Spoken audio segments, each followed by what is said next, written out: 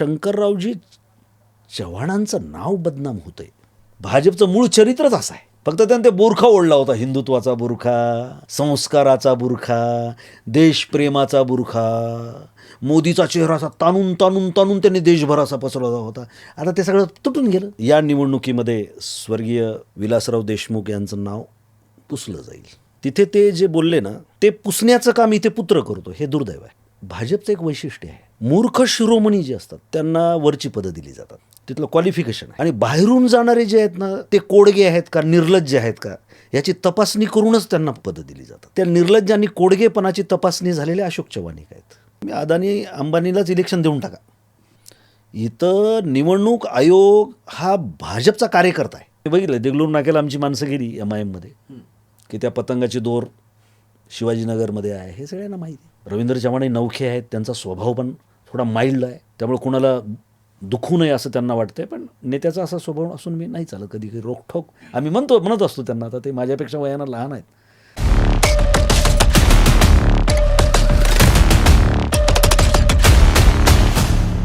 Politics is the game of possibilities असं राजकारणाविषयी बोललं जातं. अर्थात राजकारण हा शक्यतांचा खेळ आहे, तिथे अशक्य काही नाही. गेल्या काही वर्षामध्ये महाराष्ट्रामध्ये जे राजकारणामध्ये जे रणकंदन या ठिकाणी माजतं आहे आणि निष्ठेला हरताळ फासला जातो आहे, यावरून हे वाक्य आजच्या काळामध्ये तितकं सुसंगत आहे असं आपल्याला जाणवतं. नमस्कार, मी मुरलीधर हंबर्डे. बोला नांदेडच्या पॉडकास्टमध्ये आपलं मनपूर्वक स्वागत. नांदेड महापालिकेची रणधुमाळी सध्या सुरू आहे आणि अनेक उमेदवार मैदानामध्ये उतरून आपापली ताकद या ठिकाणी आजमावत आहेत. एकमेकावर आरोपाच्या फैरी झाडल्या जात आहेत आणि वेगवेगळे पक्ष आपापल्या उमेदवारांच्या माध्यमातून आपलं नशीब आजमावण्यासाठी सज्ज आहेत, तयार आहेत.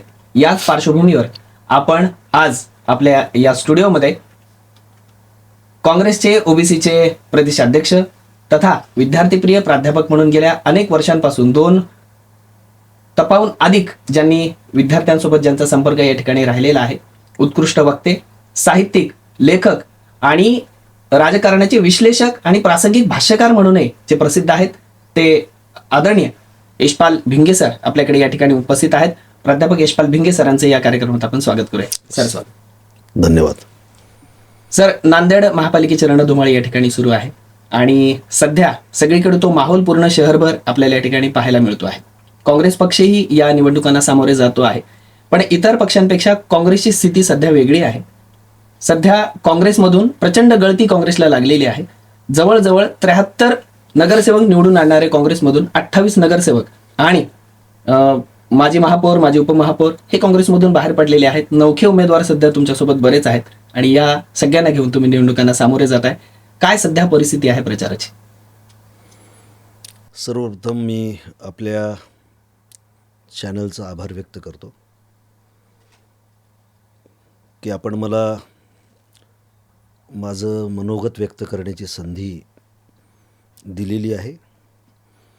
आणि मुरलीधरराव हंबर्डे जर मुलाखत घेणार असतील तर त्याचा मला विशेष आनंद वाटणार आहे. त्याचं कारण असं आहे की आज भाषा समजून घेणारी माणसंच समाजातून परागंदा झाल्यासारखी स्थिती आहे. आणि अशा वेळेला एक तरुण जो भाषेबद्दलची समज जाणतो अशा एका तरुणांच्याकडून माझी मुलाखत घेतली जाते, याचा मला विशेष आनंद वाटतो.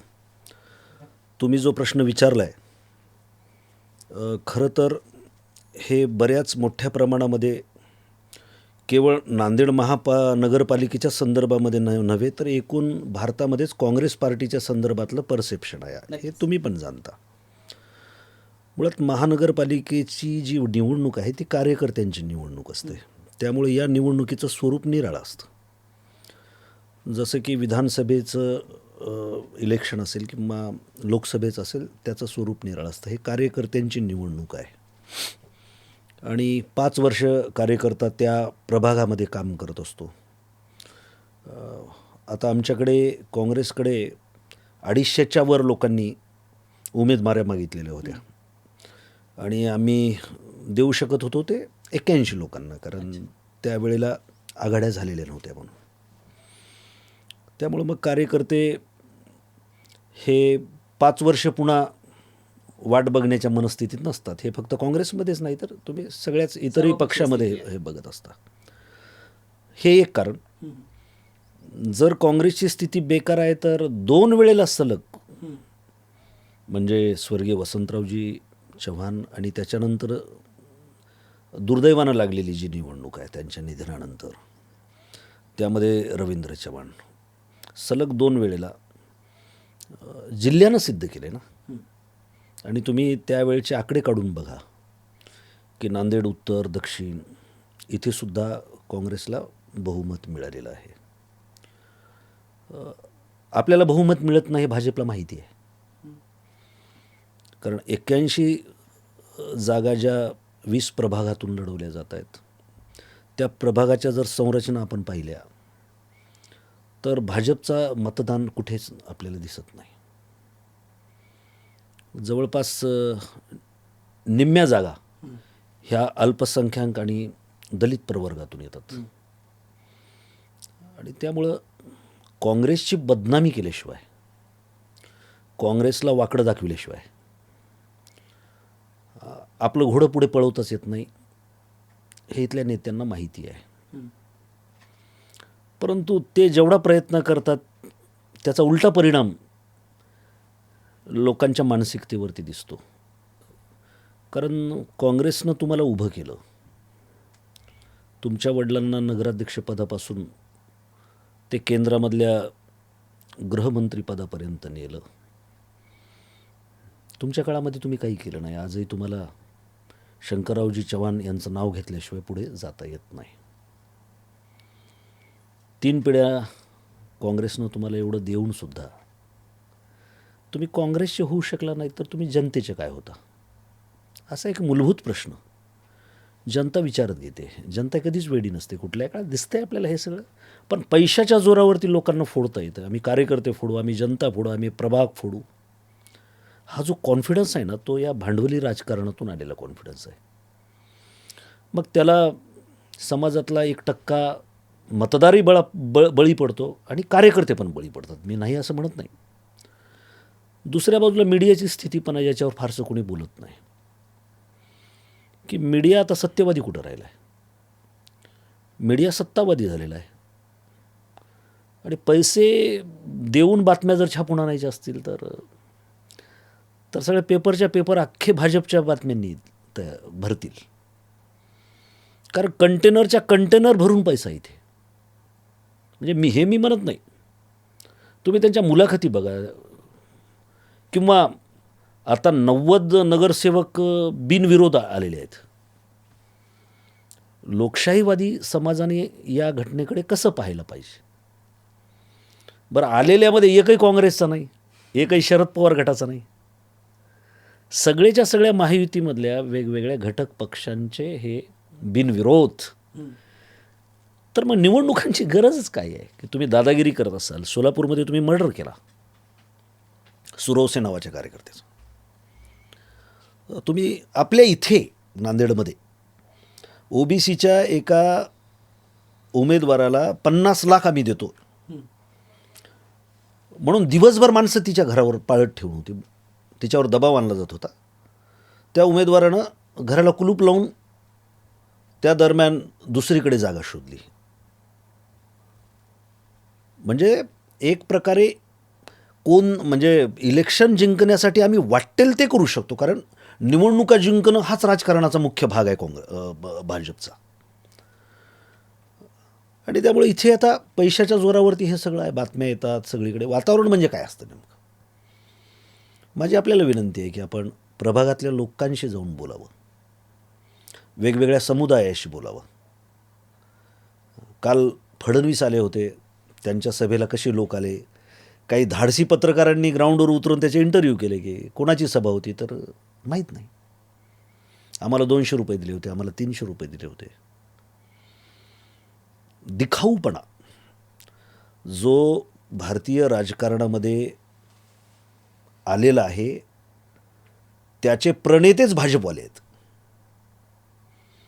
की पैशाच्या जोरावर आपण सगळं काही करू शकतो आणि त्याच्यामध्ये कमी पडलो तर निवडणूक आयोग कार्यकर्त्यासारखा कसा वापरावा हे त्यांना आता चांगल्या पद्धतीनं माहीत झालेलं आहे. नांदेडमध्ये काँग्रेसची स्थिती जी दिसती ते दाखवून आहे, प्रत्यक्षामध्ये तसं नाही आहे. आम्ही ताकदीनं लढतोय. लोकांच्यामध्ये असणारे कार्यकर्ते उमेदवार म्हणून दिलेले आहेत.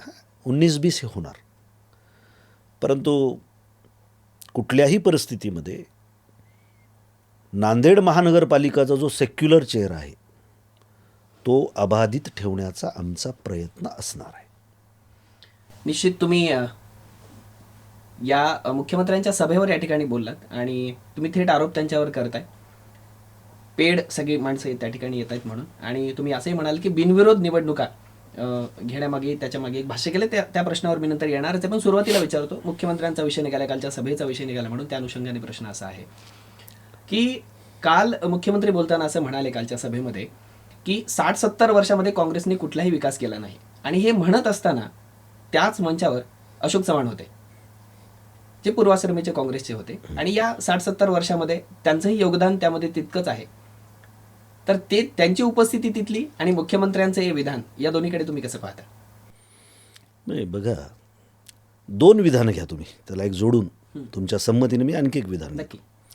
ते म्हणजे लातूरला भाजपचे प्रदेशाध्यक्ष रवींद्र चव्हाण यांचं एक विधान होतं. हो, मी त्या प्रश्नाकडे येणारच होतो. आता विषय निघाला, सांगा. तर त्यांनी सांगितलं की या निवडणुकीमध्ये स्वर्गीय विलासराव देशमुख यांचं नाव पुसलं जाईल, है ना. तिथे ते जे बोलले ना, ते पुसण्याचं काम इथे पुत्र करतो, हे दुर्दैव आहे. म्हणजे तिथे स्वर्गीय विलासराव देशमुखांचं नाव हे जनतेच्या हृदयावर कोरलं गेलेलं आहे. परंतु भाजपचं एक वैशिष्ट्य आहे, मूर्ख शिरोमणी जे असतात त्यांना वरची पदं दिली जातात. तिथली पात्रता आहे, तिथलं क्वालिफिकेशन आहे, निकष. आणि बाहेरून जाणारे जे आहेत ना, ते कोडगे आहेत का निर्लज्ज आहेत का याची तपासणी करूनच त्यांना पदं दिली जातात. त्या निर्लज्ज आणि कोडगेपणाची तपासणी झालेले अशोक चव्हाण आहेत. त्यामुळं आपल्या वडिलांच्याबद्दल हे ऐकावं लागतं, याच्यावर काय दुर्दैव आहे. म्हणजे लोकांना वाईट वाटतंय, अशोक चव्हाणांना वाईट वाटत असेल, पण आता तो कोडगेपणा त्यांनी धारण केलेला आहे त्या पक्षामध्ये जाऊन, है ना. म्हणजे हे मी काही फार आनंदानं बोलतो याच्यातला भाग नाही. अशोकराव चव्हाण माझेही मित्र आहेत, आम्ही राजकीय विरोधक आहोत. मी तर त्यांच्या विरोधात इलेक्शन पण लढवलेलं आहे. परंतु जनतेच्या मनामधून तुम्ही इतक्या झरझर उतरलात, तुम्ही जेलमध्ये जाऊन बसायला पाहिजे होतं माझ्यासारख्या कार्यकर्त्याला वाटतं. फार फार तर काय होणार होतं, फाशी तर कोणी देणार नव्हतं. परंतु शंकररावजी चव्हाणांचं नाव बदनाम होतंय आणि तुम्ही तिथे गपगुमान बसून ऐकत आहे. काय जीवनामध्ये असतं शेवटी माणसाच्या, मला तुम्ही सांगा.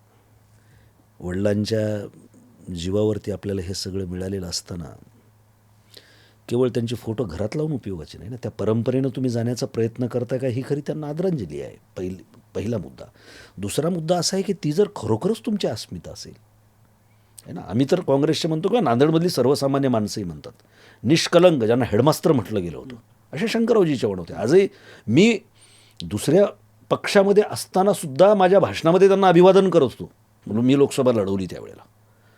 कारण कर्तृत्व हे जे असतं ना, ते राजकारणाच्या मर्यादेत आपल्याला बांधता येत नसतं, पक्षीय चौकटीच्या बाहेरचं असतं, आणि आपण दिलदारपणा दाखवला पाहिजे त्याबद्दल, आहे ना. तर ते अशोकराव इतके कोडगे झालेत आता की खरं तर आता काय, म्हणजे जनाची नाही तर मनाची लाज असली पाहिजे असं म्हटलं जातं, है ना. तुम्ही थेट निर्लज्जपणाचा आरोप त्यांच्यावर करताय, आणि आपल्या वडिलांविषयी ऐकू एखादा मुलगा कसा शकतो, येस, याचंही आश्चर्य तुम्ही या ठिकाणी व्यक्त करताय. निश्चित जनता जो आहे तो येणाऱ्या काळामध्ये निर्णय घेईल. पण ही जी निवडणूक आहे ती थोडीशी अभूतपूर्व आहे. थोडीशी मागच्या काळामध्ये जी अनेक पक्षांमध्ये बंडाळी झाली या 4-5 वर्षांमध्ये, त्याचे परिणाम महापालिकांच्या निवडणुकावर दिसणार होतेच, आणि ते तसे दिसत आहेत. आता वारीची दिशा पाहून गलबत वळवण्याची परंपरा सगळ्याच पक्षांमध्ये आहे, आणि त्याला भारतीय जनता पक्ष अपवाद नाही किंवा काँग्रेसही अपवाद नाही. तुमची बरीचशी माणसं तिकडे गेली, पण तुम्ही सुद्धा अनेक नौख्यांना तुमच्या पक्षामध्ये संधी दिलेली आहे, आणि या नौख्यांना घेऊन तुम्ही सामोरे जात आहात, आणि तुमचेच अनुभवी असलेले भारतीय जनता पक्षाकडून निवडणूक लढवत आहेत, आणि आत्ताही आमने सामने आहेत. आव्हान किती मोठं आहे? जेव्हापासून जननायक राहुलजी गांधी यांनी तुम्ही म्हणताय त्या पद्धतीनं काँग्रेसच्या जहाजाला एक नवी दिशा दिलेली आहे. आणि त्यांनी स्पष्टपणानं कार्यकर्त्यांना सांगितलं आहे की केवळ निवडणुका जिंकणं हेच आपलं उद्दिष्ट नाही. ज्यांचं ते उद्दिष्ट होतं ती माणसं निघून गेलेली आहेत. आणि पैसे वाटून निवडणुका जिंकणं याच्याएवढी सोपी गोष्ट कोणतीच नाही. म्हणून मी मागे एकदा माझ्या पोस्टमध्ये पण म्हटलं होतं की तुम्ही अदानी अंबानीलाच इलेक्शन देऊन टाका. जशा 2020च्या मॅचेस त्या निवडतात ना, ते काय IPL वगैरे, तर तसे ते निवड करतील. काय सोप आहे त्याच्या एवढं मला तुम्ही सांगा ना. पैसे द्यायचे, निवडणूक आहे, तुम्हाला सभेची गरज नाही, भाषणाची गरज नाही, मुद्द्यांची गरज नाही, लोकांना काय वाटते त्याची गरज नाही. तर आपल्या नांदेड शहराच्या संदर्भामध्ये विचार करीत असताना आज जनताच इतकी आक्रमक आहे किंवा हे पैशाचं महापूर आणतील, आम्ही पैसे घेऊ म्हणतात. अहो ते जाऊ दे, अहो भाजपमधले जे जुने निष्ठावंत कार्यकर्ते आहेत, आता आमचे चैतन्य बापू मित्र आहेत, काय मनाला वाटलं असेल त्यांच्या, है ना. आणि तुम्ही बघा त्या दरम्यान म्हणजे कधी नव्हे ते सतत गुलाल उधळणारे आणि हसणारे आणि झेंडा फडकवणारे भाजपचे कार्यकर्ते ढसाढसा रडताना दिसले. म्हणजे टी व्हीचा पडदा वाहून जातो काय, अशी स्थिती होती. त्यांच्याबद्दलची संवेदना आहे माझ्या मनामध्ये. हे कशामुळं झालं तर एक तुम्हाला इसाप नीतीमधली एक कथा सांगतो, छोटी कथा आहे. नक्की नक्की सर. आटपाट नगरीतला राजा, राज्य करणारा आणि त्याच्यावर जळणारा असा एक गरीब माणूस होता की त्याला वाटायचं की पटकन आपण श्रीमंत व्हावं, पटकन आपण सत्ताधीश व्हावं. काय करावं तो चिंताग्रस्त असायचा. महाराज येता जाता पाहायचे तर महाराजाचं कधी तो आनंदानं स्वागत पण करायचं नाही, त्याच्यावर सतत चिंता. महाराजांनी पाहिले जाता येता बघतो, हा म्हणले कोण आहे हा, आणि याला आपण चाललो तर त्याचं काय दुःख वाटतं का म्हटलं. त्याला बोलून घेतलं, काय रे बाबा म्हणले की माझ्या स्वागताच्या वेळेला तुझ्या चेहऱ्यावर कधीच हास्य नसतं म्हटले, तू दुःखी का असतोस म्हटले. मी राजा होणं तुला आवडत नाही. नाही नाही नाही महाराज म्हणले, पण तुम्ही राजा आहेत मला आवडतं, पण मलाही वाटतं की तुमच्यासारखं मला काहीतरी मिळायला पाहिजे. किती दिवस मी दुःखात आहे आणि मनातल्या मनात मी खरं सांगू का जुळतो म्हणाला की तुमच्या दारावर हत्ती झुलतात आणि माझ्याकडे काहीच नाही म्हणाला, मी गरीब माणूस आहे. मग काय पाहिजे तुला, माझ्या दारावर हत्ती झुलतात तर तुझ्या दारावर हत्ती झुलतील म्हणला. त्याने लगेच नौकराला बोलवलं, म्हणाले की अरे आता आपल्या एक हत्तीन व्याली, ते हत्तीचं पिल्लू देऊन टाका म्हणले. दिलं पिल्लू. तो आनंदानं घरी आला, बायकोला सांगितलं, पिल्लू अंगणामध्ये आणलं, त्याला आंघोळ बिंगोळ सगळी घातली आणि मग सगळ्या गावभर फिरायला लागला की बाबा माझ्याकडे हत्ती आहे म्हणलं. राजाकडे आहे तर माझ्याकडे पण हत्ती आहे. आता ते हत्ती आहे शेवटी, ते काय कुत्र्याच पिल्लू नाही. ते हत्ती वाढायला लागला. म्हणजे होती ती जमीन जी होती ती विकावं लागली त्याच्या खाण्यापाण्यामध्ये, त्या हत्तीच्या. पण हत्ती वाढायला लागला, घर कमी पडायला लागलं. मग हत्तीनं सोंड हलवली की याचं छपर उडायचं, हत्तीनं शेपूट हलवली की याचं भगवणं पडायचं. आता त्या हत्तीची अडचण होऊ लागली. बरं, हत्तीला आता घराबाहेर, अंगणाच्या बाहेर काढायचं, दार तोडावं लागेल. तसं या भाजपच्या घरामध्ये काँग्रेसचे हत्ती घुसलेले आहेत आणि हे घर जमीनदोस्त केल्याशिवाय बाहेर पडणार नाहीत. आणि त्याची सुरुवात कशी झाली तुम्ही बघितलं असेल की सतत विजय उन्मादामध्ये भाजपा आणि काँग्रेसला सतत शिव्याशाप देणारी ही सगळी पिलावळ कशी ढसढसा रडत होती. त्याचं कारण आहे की आमचे सगळे हत्ती, आणि त्यामुळे याचा फार फरक पडणार नाही. केवळ निवडणुका लढवणं आणि सत्ता मिळवणं हा आमचा अजेंडा नाही, हा मला आता राहुलजींनी सांगितलेला आहे. आणि येणारा काळ जो आहे तर तो वैचारिक राजकारणाचा काळ असेल, तो निष्ठेचा काळ असेल. आणि मानवी समाज जीवनामध्ये फेजेस असतात, कुठली फेज अशी टिकत नसते. राजेशाहीची फेज होती, भांडवलशाहीची होती, औद्योगिकरणाची फेज होती, फेज बदलत असतात, है ना. त्यामुळं एका बाजूला आमचे लोक चाललेत ना, आनंद आहे. आम्ही तर त्यांना उलट मी तर म्हणलं होतं की आपल्या कार्यालयात त्यांचा सत्कार करा, जाणाऱ्याला जाऊ द्या. नवीन जे येत आहेत ना, ते इतकी चांगली मुलं आहेत तुम्हाला सांगतो की यांच्यासारख्या फारशा अपेक्षा आहेत. का ते यांना माहीत आहे. आणि त्या एका तर गेलेल्या उमेदवारांना सांगितलं पण किंवा इकडं काही निधी बिधी पैसे फिशे आम्हाला येणार नाही, हे सगळं चाललं आहे पैशासाठी चाललं आहे. म्हणजे आज भारतीय राजकारणामध्ये कधी नव्हे ते श्रीमंत होण्याची घाई झालेली इतके लोक आहेत. हे खरं तर दुर्दैव आहे आपल्या सगळ्या समाजाचं. रोज सकाळी उठल्याबरोबर महादेवाच्या पिंडीवर पाणी घालणारे आपण माणसं. आणि महादेव विरक्तीचं प्रतीक आहे ना. आणि विरक्तीशिवाय संस्कृती फुलत नसते. देण्याची भावना समाजामध्ये रुजणं हे चांगल्या सुसंस्कृत समाजाचं लक्षण असतं. निश्चित. सर, तुम्ही आत्ताच इसाप निधीच्या गोष्टीचा या ठिकाणी दाखला दिला. मग अशी नुकतंच एक राहुल गांधींनी विधान केलं की फिडेल कॅस्ट्रो यांचं एक उदाहरण दिलं. ते असं म्हणाले की फिडेल कॅस्ट्रोला एखाद्याने विचारलं की तुम्ही तुमचे माणसं आपली कशी निवडताय, तर त्यावेळी ते म्हणाले की मी निवडायची गरज नाही. शत्रू ज्यावेळी आक्रमण करतो, काही मरतात किंवा काही शत्रू सोबत जातात, उरलेली माझीच असतात. मला शत्रूच माझी माणसं मिळून देतो. मला वाटतं की भारतीय जनता पक्ष तुमच्यासोबत जे करत आहे, जी निष्ठावंत तुमच्याकडे उरलेली आहे, ती खरीखुरी तुमची काँग्रेस असावी. सर, तुम्ही मगाशी बोलताना एक उल्लेख असा केलात की निवडणुका ह्या अदानीच्या किंवा तत्सम अंबानीच्या हातामध्ये द्या आणि सरकारने फक्त T20 मॅच सारख्या त्या निवडणुका लढवाव्यात, म्हणजे एवढा सगळा अवडंबर करण्याची किंवा पसारा करण्याची गरज नाही. हे करत असताना जितक्या सरकारवर तुम्ही टीका करताय, तितकंच निवडणूक आयोगाचं अपयश सुद्धा अधोरेखित होतं. लोकांच्या शंकेची सुई गेल्या काही काळापासून त्यांच्याकडे सुद्धा आहे. या निवडणुकांच्या पार्श्वभूमीवर त्याकडे कसं पाहता? नाही, तुम्ही थोडंसं दुरुस्त करतो. यश अपयश हा शब्दच तिथं वापरायचा नाही. कारण आपल्याला राज्यघटनेनं दिलेलं जे काम आहे, ज्याला आपण नियत काम असं म्हणतो, ते दिलेलं ते काम केल्यानंतर मग त्याच्यामध्ये काही यश अपयश असे शब्द जोडून आपल्याला त्याचं मोजमाप करता येऊ शकतं.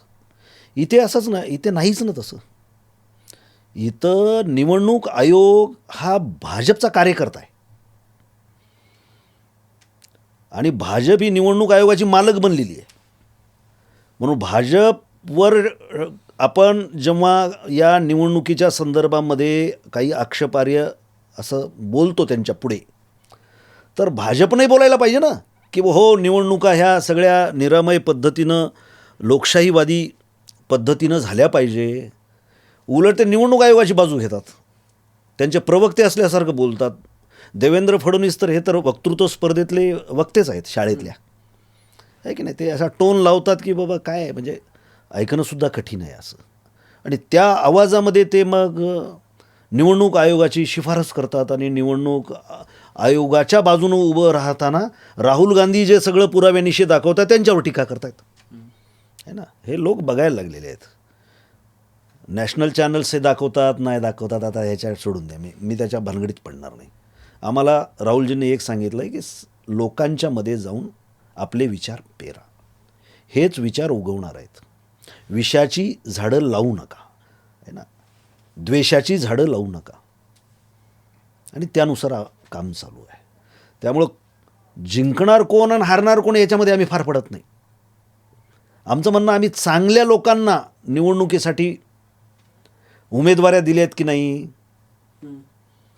तिकडून पैशाचा महापूर असताना सुद्धा ही माणसं पायावर टिकून उभी आहेत का नाही, याला महत्त्व आहे. कारण प्रत्येक काळात, महाराजांच्या काळामध्ये सुद्धा स्वराज्य निर्माण होऊ नये त्यासाठी अडचणी आणणारे जवळचीच मंडळी होती. निजामाच्या काळामध्ये सुद्धा आपल्याला सांगितलं जातं फक्त की बा हिंदू मुसलमानाची लढाई, हे RSSवाले जे लोक आहेत ना, शेंडीवाले, हे यांचं कामच आहे ते. परंतु ती काही धर्माची लढाई नव्हती, ती सत्तेची लढाई होती. आणि त्यावेळेला हैदराबाद स्टेट कायम राहावं याच्यासाठी हिंदू जमीनदारांनी पत्र पाठवलेले आहेत पंडित जवाहरलाल नेहरूजींना. त्यांनी असफशाहीचं समर्थन केलेलं होतं. आणि दुसऱ्या बाजूला शोएबुल्ला खानसारखा पत्रकार 3 तुकडे केलेले होते या रजाकाराने. त्यांचे वडील शोएबुल्लाची समाधी राखण्यासाठी हातामध्ये बंदूक घेऊन बसत होते. म्हणजे आपल्याला इतिहास माहीत नसल्या कारणामुळं आपल्याला कुणीही फसवू शकतो, डायव्हर्ट करू शकतो, हायजॅक करू शकतो. है ना. आमच्याकडे असे कार्यकर्ते यायला लागलेले आहेत की जे विचारावर प्रेम करणारे आहेत. त्यांची संख्या कमी अधिक असू शकेल, कारण या सगळ्या गदारोळामध्ये आपल्याला चांगली माणसं शोधणं ही कठीण आहे. परंतु आज आम्हाला खरोखरच खूप म्हणजे काँग्रेसचा कार्यकर्ता म्हणून आनंद वाटतो की चांगली मुलं चालत यायला लागली आहेत की हो आम्ही काम करतो आहे, आम्हाला तुम्ही जिम्मेदारी द्या. आणि हे फार आशादायी चित्र आहे. नक्कीच येणाऱ्या काळामध्ये बदल हा तुम्ही जसं म्हणालात की कुठली फेज टिकत नाही, निश्चित बदल होऊ शकतो, आपण आशावादी आहात. आत्ता तुम्ही मगाशी पहिल्या प्रश्नामध्ये उल्लेख केला की बिनविरोध जे उमेदवार निवडले जातात त्यावर तुम्ही आक्षेप घेतलेला आहे. लोकशाही कुठे टिकते किंबहुना मतदारांचं तिथे काय महत्व आहे असंही आपण म्हणालात. भारतीय जनता पक्षाच्या एका नेत्याला हा प्रश्न विचारला, ते म्हणाले की एक चांगला पायंडा या निमित्ताने पडतो आहे बिनविरोध निवडण्याचा. पण याच भारतीय जनता पक्षाने दक्षिणेच्या राज्यामध्ये काँग्रेसची सत्ता असताना ज्यावेळी काही बिनविरोध उमेदवार निवडले गेले त्यावेळी हे कोर्टात गेले होते. आणि आत्ता सुद्धा बिनविरोध उमेदवारांच्या निवडीमुळे मुंबई महापालिकेच्या त्या भागामध्ये जिथे काही उमेदवार भारतीय जनता पक्षाने निवडलेले आहेत तर मनसेसोबत काँग्रेस ही उच्च न्यायालयात गेलेली आहे. तर या संपूर्ण या प्रक्रियेकडे कसं पाहता? नाही, याच्या संदर्भामध्ये पहिल्यांदा निवडणूक आयोगाकडे आक्षेप नोंदवण्यात आले. निवडणूक आयोगाने सांगितलं की याची आम्ही सखोल चौकशी करू. परंतु दुर्दैव आहे आपल्या देशाचं की लोकशाहीमधली सगळ्यात महत्त्वाची संस्था आहे निवडणूक आयोग. त्याच्यावर आता कुठल्याच पक्षाचा विश्वास नाही, भाजप सोडून. म्हणजे लोकशाही प्रणित समाजाचा विश्वास निवडणूक आयोगावर नसणं, लोकशाही प्रणित समाजाचा विश्वास ईडीवर नसणं, CBIवर नसणं, याला तुम्ही देशाची प्रगती म्हणताय? ही लोकशाहीची अधोगती आहे ना. म्हणून आपण न्यायालयात गेलेलो आहोत. तुम्ही दुसरं काय करावं, म्हणजे एखादा पक्ष काय करू शकतो? आणि चांगले पायंडे याला म्हणतात का की लोकांच्या गळ्यावरती सुरे ठेवून, पैशाचे आमिष दाखवून, लोकांचे मर्डर करून, हे चांगले पायंडे आहेत असं त्यांना म्हणायचं असेल. तुमच्या ते तुम्ही चांगले असल्यामुळे तुम्ही त्याचा चांगला अर्थ काढला. यांच्याकडून चांगले अर्थ काढायचे नसतात, कारण हे विकृत बुद्धीचे लोक आहेत. एक लक्षात ठेवा तुम्ही की गांधीसारख्या 210 देशामध्ये ज्यांची पुतळे आहेत अशा माणसाची हत्या करणाऱ्या या अवलंदी आहेत. किती विकृत असतील. म्हणजे जपान ज्याच्या हिरोशिमा नागासाकीवरती अणुबॉम्ब पडले, आजही त्या दिवशी गांधीच्या पुतळ्या पुढे बसून ते 1 दिवसाचं उपोषण करतात, है ना. त्या गांधीची की ज्यांच्या पुढे आज देश नतमस्तक होत आहे, त्या गांधीची हत्या करणारे. आणि सगळा इतिहास सांगत बसलो तर तो आपला एक वेगळा ब्रॉडकास्ट होऊ शकेल, है ना. विकृतीनं भरलेले हे म्हणजे लैंगिक संभोगाचं समर्थन करणारे हे लोक आहेत. प्रचंड बलात्कारी, जातीचा हमगंड असलेले, स्त्रियांचा द्वेष करणारे, समलैंगिकतेचं समर्थन करणारे, चोऱ्या लबाडी कटकारस्थानं याचं समर्थन करणारे, हा यांचा जेनेटिक आहे. तुम्ही महाराजांना मानता ना. अर्थात. मग माझा प्रश्न आहे, स्वराज्याचे 2 तुकडे कोणी केले? यांच्या जंतूने केलेले आहेत. स्वराज्याचे 2 तुकडे यांनीच केलेले आहेत. महाराजांच्या राज्याभिषेकाला यांनीच विरोध केलेला आहे ना. सगळी कटकारस्थानं, होळकरांना विरोध करणारे कोण होते बघा तुम्ही काढून. आम्हाला हे जेनेटिक माहीत आहे. आम्हाला काय यांचे काही ऑफर नव्हते का? यांच्या बाजूला तर जायचंच नाही, पण यांची ताकद वाढवेल अशा पद्धतीचं कुठलंच राजकारण करायचं नाही. माझ्यापुरती मी ती शपथ घेतलेली आहे. जसं ते ढसाळांचं पुस्तक आहे ना, आम्ही भयंकराच्या दारात उभे आहोत, तसा देश आज भयंकराच्या दारात उभा आहे. याच्याशिवाय दुसरा शब्द नाही. आणि म्हणून याच्यावर तुटून पडणं. लोकांचा आवाज कुठे दिसतो? मीडियात दिसतो. ती सगळीच यांनी विकत घेतलेली आहेत. रवीश कुमारासारखा माणूस त्याचा आवाज दाबण्याचा प्रयत्न केला, त्यानं स्वतःचं यूट्यूब उभं केलं. आज त्याच्या पगाराच्या 10 पट तो कमवतोय. कुणाच्या जीवावर कमवतोय? जनतेच्या, भांडवलदाराच्या नाही ना. नाही. म्हणजे याचा अर्थ काय? जनतेचा आवाज तो आहे. आहे, रवीश कुमारच्या बाजूनं आहे. आणि अशी कित्येक उदाहरणं आपल्याला सांगता येऊ शकतात. परंतु जनतेचा आवाज मीडियामधून दाबायचा आणि दुसऱ्या बाजूला सगळा निवडणूक आयोग आपल्या हाताशी धरून मॅन्युप्युलेशन करायचं. आणि जिंकल्यानंतर नाचायला तर एक वर्ग तयारच असतो, त्याला पक्षापेक्षाची काही गरज नसते.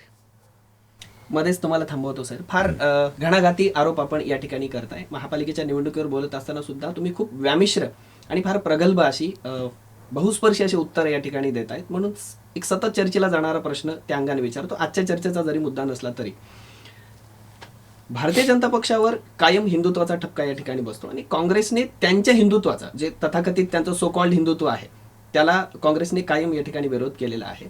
आणि देशातला एक मोठा भाग आज भारतीय जनता पक्षाच्या हिंदुत्वाला मानतो, तसंच काँग्रेसच्याही विचारधारेला मानणार आहे. तर मला सांगा, काँग्रेसचे अनेक नेते आत्ता मागच्या काही वर्षांमध्ये या ठिकाणी म्हणायला लागलेले आहेत की काँग्रेसने हिंदुत्व सोडलं नाही, पण आमचं हिंदुत्व वेगळं आहे, आमची हिंदुत्वाची व्याख्या वेगळी आहे. आपण ओबीसीचे प्रदेशाध्यक्ष आहात, खूप मोठ्या गटाला या ठिकाणी आपण रिप्रेझेंट करता. तुमची अर्थात काँग्रेसची हिंदुत्वाची व्याख्या काय आहे? एक मुकुंदराव पाटील म्हणून सत्यशोधक होते, होय. ग्रामीण पत्रकारितेचे जनक आपण त्यांना म्हणतो. त्यांचं एक पुस्तक आहे, आपण जरूर वाचा. आणि मी विनंती करतो, जे जे हे ब्रॉडकास्ट पाहत आहेत त्यांनी सुद्धा हे महाराष्ट्रातले म्हणजे तरुण पोरांनी तर हे पुस्तक वाचावं. त्या पुस्तकाचं नावच आहे ब्राह्मण आणि हिंदू. या देशामध्ये दीर्घकाळापासून वैदिक अवैदिकाचा झगडा आहे. हिंदू ही जगण्याची पद्धत आहे, मग ते जगणं कोणतं आहे? बरोबर आहे ना. अनेक लोक टीका करतात ना की बा हिंदूचा देव कोणता, हिंदूचा एखादा धर्मग्रंथ कोणता आहे ना. हिंदू ही जगण्याची पद्धत आहे आणि त्याच्यामध्ये सेवा, समर्पण आणि समन्वय याला अर्थ आहे. हे आताच झालेलं नाही. तुम्ही आपले कुठलेही देव काढून बघा, तुम्ही ते एकटे येत नाहीत. अवैदिकाचे देव सगळे एकटे स्त्रियांना सोबत घेऊन येतात. वैदिकाचे देव एकटे येतात. हा, वैदिकांचे एकटे येतात. हे सपत्नीक आहेत सगळीकडे. बरोबर आहे ना. मला सांगा, समतेचा खरा विश्वगुरू कोण आहे? तर विठ्ठल आहे. समन्वयक. त्याला राचिम ढेऱ्यांनी नाव दिलं, ते महासमन्वय. हा आमचा हिंदू आहे. हिंदू म्हणजे चांगलं जीवन जगणं. तुमची चांगल्या जीवनाची व्याख्या काय? मला सगळे सोबत पाहिजेत, ज्याच्यामध्ये हिंसा नसावी आहे ना.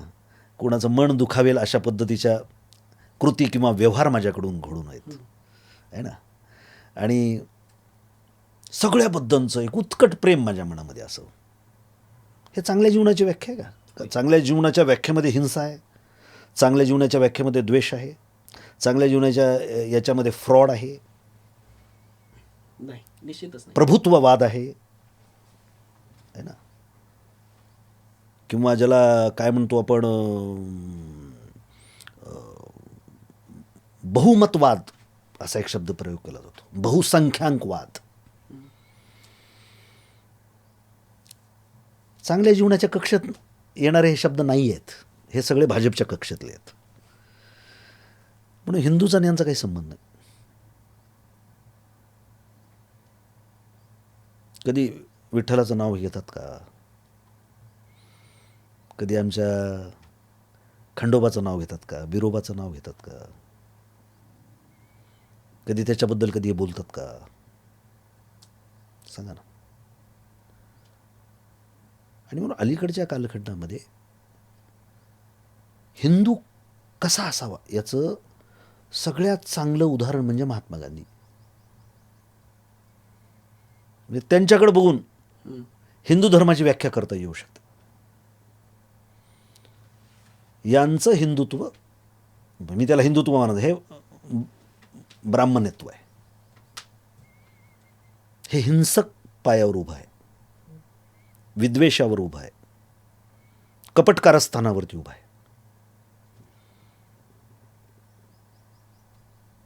आणि आमचं हिंदुत्व हे वारकरी संप्रदायावर उभं आहे, विठ्ठलाच्या सर्वांना सामावून घेणाऱ्या तत्वावर उभा आहे, कृष्णाच्या निसर्गवादावर उभा आहे, खंडोबा बिरोबाच्या व्यापकतेवर उभा आहे. आमचं हिंदुत्व रामाच्या त्यागावर, समर्पणावर उभा आहे. यांना राम हिंसक करायचा आहे. आमच्या इथं राम गावाकडे तुम्हालाही माहीत आहे, आपल्या गावाकडे मुसलमानही सकाळी उठल्यावर रामराम पटेल क्या चल रहा म्हणायचे. श्रीराम उत्तरेकडून चालत आलेला, समाजाला हिंसक प्रमादी करणारा असा एक शब्दप्रयोग म्हणून अलीकडे अधोरेखित झालेला आहे. म्हणून आता आपल्याला सांगण्याची गरज आहे की यांचा हिंदू होऊ नका. यांना हिंदूबद्दल काही वाटतच नाही मुळात. उलट हे हिंदूचे खरे मारीकरी आहेत. जगाला हिंदू कसा असावा याची एक संकल्पना देणाऱ्या गांधीची हत्या करणारे लोक हिंदूची भाषा आमच्याजवळ करतात. ह्याच्यावर हास्यास्पद काय आहे? हा डिलेमा आहे आणि तो ओळखला पाहिजे बहुजन समाजातल्या नक्कीच लोकांनी. खूप सुंदर आपण या ठिकाणी या विषयावर बोलताय. थोडंसं त्या विषयाला अनुषंगून एक प्रश्न घेऊन आपण पुन्हा इकडे येऊया. त्यांचं उपद्रव मूल्य काय, तुमचं उपयोगिता मूल्य काय? कोणाचं? त्यांचं उपद्रव मूल्य काय? तुम्ही जे म्हणताय आता ते, त्यांनी इतकं अहिंसा केली किंवा अवैदिकांना कायम सातत्याने मागे ठेवलं, वैदिकांची देवता त्यांच्या वेगळ्या आहेत, किंवा गेल्या हजारो वर्षांपासून तुम्ही म्हणताय की त्यांची एक तीच मानसिकता राहिलेली आहे की सर्व बहुजनवाद जो आहे तो सातत्याने दाबायचा, एक मोठा आवाज जो आहे, अगदी शंभूकापासून आपण ही उदाहरणं सगळी बघतो आहोत. तर तुमची उपयोगिता काय आहे तुमच्या हिंदुत्वाची समाजासाठी? हे बघा, मी काय सांगितलं तुम्हाला की समन्वय हा भारतीय मातीचा गुण आहे. इतके धर्म, इतके पंथ, इतके संप्रदाय या मातीमध्ये घुळमसळून गेलेले आहेत. अकबरासारख्या राजाला वाटलं की हो, शिवाजी महाराजांच्या आधीचा कालखंड आहे, 15व्या शतक आहे. अकबरासारख्या माणसाला वाटलं की हिंदू मुसलमानांचा मिलाफ करावा. दीन इलाही. गंगा जमुना तहजीब असा शब्द त्या काळामध्ये वापरला गेला. म्हणजे अशोकाच्या नंतर तुम्ही इतिहास काढून बघा, भारताच्या इतिहासामध्ये दुसऱ्यांदा नाव येतं ते अकबराचं. हे आता सध्या हिंदू मुसलमान असल्यामुळे कोणी कोण कुठे जन्माला यावं कुणाच्याच हातात नाही. आम्हाला दाभोळकरांनी हे शिकवलं आहे. त्यामुळं जे आपण कर्तृत्वानं कमावलेलं नाही त्याचा अभिमानही बाळगण्याची गरज नाही आणि त्याचं दुःखही बाळगण्याची गरज नाही, अशी आमची व्याख्या आहे. त्यामुळं यांचं उपद्रव मूल्य तर सगळं दिसलंच की आता काय दिसायचं शिल्लक ठेवलं, आता काय आणखी तुम्हाला काय बघायचं आहे ना. परंतु मी तुम्हाला सांगतो की हिंसेला हिंसा कधी उत्तर नसते. आता या संदर्भामध्ये आपल्याला तथागतापासून, महावीरापासून, बसवांनापासून सगळ्या अगदी आपल्या स्वामी रामानंद तीर्थांच्यापर्यंत येता येऊ शकते. तुम्ही पुस्तकात वाचता म्हणून तुम्ही चांगले हिंदू नसता, तर तुमच्यावर संस्कारच असे असतात. आजही गावखेड्यामध्ये आपण बघताय की हा अमक्या जातीचा आणि अमक्या धर्माचा आहे म्हणून त्याला आम्ही संपून टाकतो, असा विचार करणारी माणसं फार कमी आहेत. यांनी खूप बिघडवण्याचा प्रयत्न करतात, खूप नासवण्याचा प्रयत्न करतात, तरी यांना माणसं हिंसक करता येत नाही आहेत. हे खऱ्या अर्थाने या मातीचं वैभव आहे. आणि म्हणून आपण शिवाजी महाराजांनी जो विचार पेरला, अहिल्यादेवीनं जो विचार आपल्याला शिकवला, फुले शाहू आंबेडकरांनी जो आपल्याला विचार दिला, त्याच विचारानं आपल्याला पुढे जावं लागणार आहे. आणि आम्ही जातोय म्हणजे काय वेगळं करतोय असं नाही हो, तुमच्या जगण्याचा भाग आहे. तुमच्या पारंपरिक जगण्यापासून तोडण्याचं महापाप हे संघ आणि भाजपवाले करतात. आणखी त्याला यश मिळालेलं नाही. यश मिळालंय याचा ते शो करतात फक्त. तुम्ही आजही गावात चला आणि लोकांना विचारा की बाबा तुम्हाला म्हणजे ह्या हाणामाऱ्या करून ह्याला आपण हे करून टाकू. लोक बघा तुम्हाला ते काही अडणी असले ते तुम्हाला होकार नाही देणार आहे ना. यांना खूप वाटतं की बॉम्बर्स तयार करावेत, परंतु इथली माती सतत यशस्वी होते. हे दाखवतात, मी तुम्हाला आजही सांगतो, कारण दाखवण्याचं सगळं सामान ह्यांच्याकडे आहे. त्याच्यामुळं आपल्यालाही वाटतं की अरे हे असं असं हे जिंकवतात, हे काही नाही यांचं. कारण गाव पातळीवर आम्ही बघतो लोकांच्यामध्ये किती आक्रोश आहे, लोकांच्यामध्ये किती संताप आहे, किती चीड आहे. ही व्यवस्था उलटून टाकण्यासाठी, आणि का नाही टाकणार हो. माझं म्हणणं बाबा चल खोटं बोलून लबाड्या करून तुम्ही सत्ता मिळवली, त्याच्यानंतर तुम्हाला खूप संधी होती ना. आजही तुम्हाला नेहरूचंच नाव घ्यावं लागतं. काय असतं, जेव्हा तुम्ही सत्तेत असताना तेव्हा टीका सहन करायची असते. हे यशवंतरावांनी लिहून ठेवलं आहे. जेव्हा सत्तेमध्ये बसतो ना तेव्हा टीका सहन करायची असते, विरोधात असल्यानंतर घनोघर टीका करायची असते, पण एकत्रित आपण ज्या वेळेला समाज म्हणून माणूस म्हणून येतो ना त्यावेळेला सगळं विसरायचं असतं. आता तर पठ्ठ्यानं एकही पत्रकार परिषद घेतली नाही. 56 इंच का सीना म्हणजे काय, हे कोण आणतंय असले? भाषा पण कशी आहे बघा ना, रगेल जनावराच्या पातळीवरची भाषा आहे ना, की पंतप्रधानाच्या छातीचं मोजमाप टी व्हीवर दाखवायला लागलेत. याच्याकडं गचाळ काय असू शकतं देशात? त्याच्या आतमध्ये जे मन आहे त्या मनामध्ये या बहुजन समाजासाठी, या स्त्रियांच्या उद्धारासाठी, आदिवासींच्या उद्धारासाठी, या पर्यावरणासाठी, आंतरराष्ट्रीय संबंधाच्यासाठी कोणते विचार आहेत हे दिसलं पाहिजे ना. म्हणून यांच्या प्रत्येक शब्दामध्ये हिंसा असते आणि देश कधीही हिंसेच्या मागे जात नाही. आपल्या इथं कुरुंदकर गुरुजी होते. कुरुंदकर गुरुजींचंच एक विधान आहे की अतिरेकी विचार करणाऱ्या पक्षासोबत हा समाज मेळ ठेवू शकत नाही. म्हणून अतिरेकी विचार इथं पचतच नाहीत. पण हे दाखवत आहेत की यांना सगळं पचलं आणि हे सगळे हे आहेत.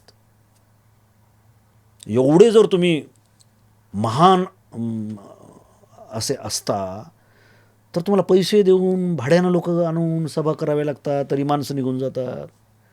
तुमचे माणसं पळायला लागतात, रडायला लागतात तुमच्याच माणसाच्या. म्हणजे हे घडतंय ना आता.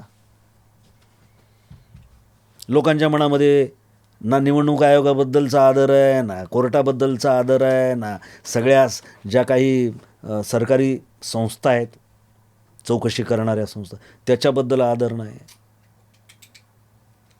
आंतरराष्ट्रीय स्तरावर तर काय म्हणजे, अहो परवाला तुम्हाला सांगतो की न्यूयॉर्क टाइम्समध्ये एक आर्टिकल 3 संशोधकांनी लिहिलेलं आर्टिकल आहे आणि त्याच्यामध्ये त्यांनी जो काय म्हणा निष्कर्ष काढलेला आहे त्याच्यामध्ये असं त्यांनी सांगितलं आहे की संघाचा विचार प्रमाण मानून काम करणारी ही जी भाजप आहे त्यामुळं यांच्या संविधानाला धोका पोहोचलेला आहे. आंतरराष्ट्रीय स्तरावर मोदीच्या काळामध्ये भारताची जेवढी बदनामी झाली तेवढी कुठल्याही पंतप्रधानाच्या काळात झालेली नाही, हे वास्तव आहे. तुम्ही इथलं मीडिया विकत घेऊ शकता, आंतरराष्ट्रीय मीडिया नाही विकत. टाइम्सला तुम्ही विकत घेऊ, न्यूयॉर्कला टाइम्सला तुम्ही विकत घेऊ नाही शकत.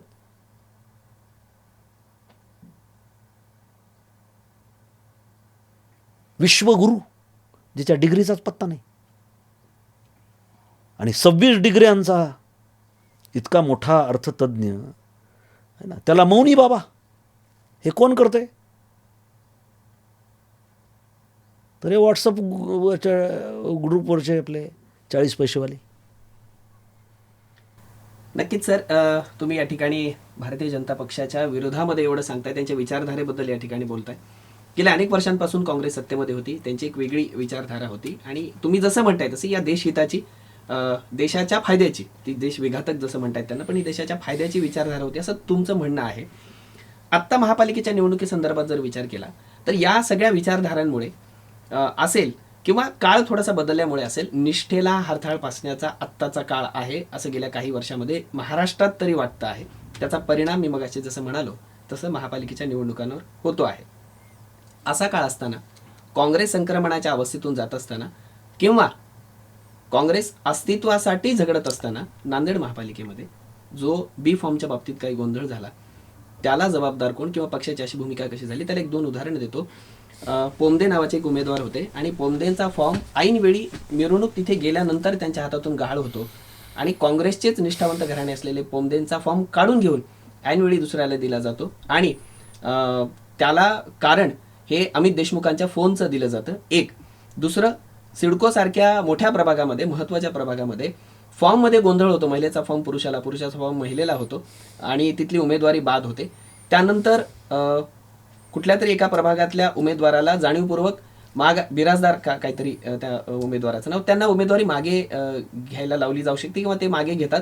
त्यानंतर आता निवडणुकीच्या काळामध्ये सिडको प्रभागातल्या एका माजी नगरसेविकेचा भारतीय जनता पक्षात प्रवेश होतो. हे सगळं अस्तित्वासाठी झगडत असताना काँग्रेसमध्ये असं होतंय, काही आलबेल नाही असं आहे का? एक मुळात लक्षात घ्या, मी निवडणुकीच्या संदर्भामध्ये सुरुवातीला बोललो आहे की या निवडणुकीमध्ये कार्यकर्त्यांच्या तिकीट वाटपापासून ते बी फॉर्मपर्यंतची एक स्पर्धा असते आणि निर्णय घेणं खरोखरच कठीण असतं. हे सोपं नाही आहे. आणि आमच्या इकडे आता एकमेव लाडाचा नेता आहे, ते म्हणजे रवींद्र चव्हाण आहे ना. त्यांच्या नेतृत्वाखाली हे सगळे इलेक्शन्स व्हायला लागलेले आहेत. आता खरं तर मला प्रश्न विचारण्यापेक्षा तुम्ही आमच्या चव्हाण साहेबांना हा प्रश्न विचारायला पाहिजे होता. यू आर कारण ऑल्सो रिस्पॉन्सिबल पर्सन. नाही आहे, परंतु प्रत्येकाच्या कामं ठरवून दिलेली आहेत है ना. तर उमेदवारांची निवड कोण करणार आहे, त्याला बी फॉर्म कसं वाटप केलं जाईल, याच्या संदर्भातलं नियोजन करणाऱ्या वेगवेगळ्या टीम होत्या. तर आता ठीक आहे, असं झालं आहे हे वास्तवच आहे. आणि कार्यकर्त्यावर एक प्रकारे या निमित्तानं अन्याय होतो. त्या अन्यायाचं परिमार्जन करण्याच्या संदर्भामध्ये रवींद्र चव्हाणांनी त्यांच्याशी वार्तालाप पण केलेला आहे. आता हे भरून न निघणारच आहे. शेवटी हे झाल्यात, चुका झालेल्या आहेत आणि हे कार्यकर्त्यावर अन्याय करणारच आहे. आता बघूया पुढे. पण कार्यकर्ते लढत आहेत, हे सगळ्यात महत्त्वाचं आहे. सगळ्यावर मात केली जाते.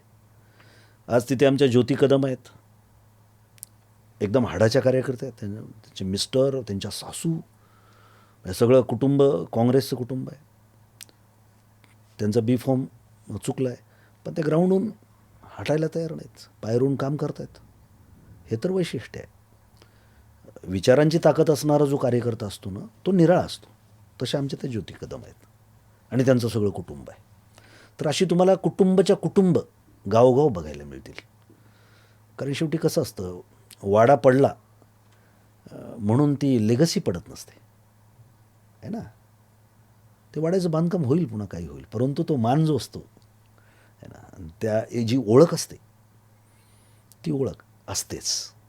आणि म्हणून काँग्रेसला त्याची परंपरा माहिती आहे. आणि मध्ये मध्ये तुम्हाला सांगतो की भांडवली फेज आली होती. मी त्याला तुमचा प्रश्नाचा रोख माझ्या लक्षात आला. कारण काय झालं की आम्ही मधल्या काळामध्ये थोडे निवांत झालो. कारण प्रत्येक ठिकाणी आम्ही काय केलं की शिलेदार देऊन टाकले. या जिल्ह्याचा हा शिलेदार, त्या जिल्ह्याचा ते शिलेदार.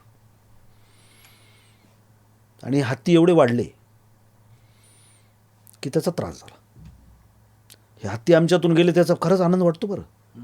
अहो, गोर गरिबाची पोरं जी आयुष्य घालवतात त्यांना काहीच मिळत नाही. आता इथे जसं अशोकाचं झाड एक लावलेलं, वाढलं मोठं, मग त्याच्या सावलीखाली सगळ्यालाच आनंद वाटायचा. उन्हाची सवयच नाही. आता ते मुळासकट झाड तिकडे गेले. आम्हाला वाटलं कमी मुळा तर ठेवून जाते काय की ते विचारधारेच्या, पण त्या साईड ते गेले. कार्यकर्त्याला उडं पडलं, पळा पळा पळा, सावलीखाली पळा. पळाले काही लोक. काही लोकांनी मान्य केले की उन्हात राहू, पण आपली मुळं नाही सोडायची. मुळातच अशोकाच्या झाडाची सावलीच कमी पडते. हां, तसंच आहे. ते तुम्ही योग्य कमेंट केली. तर थोडा एक भांडवली फेज मधल्या काळामध्ये आली होती. आता पहिल्या श्रेणीतले, दुसऱ्या श्रेणीतले, तिसऱ्या श्रेणीतले कार्यकर्ते मिळायला लागलेले आहेत. आम्ही बघितलं देगलूर नाक्याला आमची माणसं गेली MIM-मध्ये. का गेली, कशी गेली, या सगळ्या म्हणजे पुन्हा पुन्हा त्याच विषयाचा रवंथ करण्याला काही अर्थ नाही आहे ना. की त्या पतंगाची दोर शिवाजीनगरमध्ये आहे हे सगळ्यांना माहिती आहे. तर त्यावेळेला तुम्हाला सांगतो, त्या प्रभागामध्ये आम्हाला 10-10, 20-20 नवीन पोरं, की यांना 5-5 वेळेला नगरसेवक करण्यासाठी ज्यांनी मेहनत ग्राउंडवरची केलेली होती, ती मुलं पुढे आली ना, पृष्ठभागावर आली. जाणारा तो गेला, त्यानं ठरवलेलंच आहे मला जायचंच आहे, मला पैसेच कमवायचे, त्यानं ठरवलेला आहे, त्याचा संकल्प आहे. त्याच्या शेपटाला ओढून पुन्हा आमच्याकडे जे बाबा थांब बाबा, काय ह्याच्यापेक्षा नवे मुलं 10 मिळायला लागलेली आहेत त्या ठिकाणी. हे मी पाहतोय. त्यामुळे गेलं त्याचं आम्हाला दुःखच आहे. आमचे सहकारी चालले त्याचं बरोबर आहे, आम्हाला दुःख आहे. परंतु नव्यांचं स्वागत करणं हे अधिक आनंदाचं आहे. याचाही अनुभव आम्ही घेतलेला आहे. त्यामुळं तुम्ही म्हणताय त्या पद्धतीने गोंधळ झालेला नाही अशातलं मी म्हणत नाही. नियोजनामध्ये आम्ही कमी पडलो असेल. रवींद्र चव्हाण नवखे आहेत, त्यांचा स्वभाव पण थोडा माइल्ड आहे.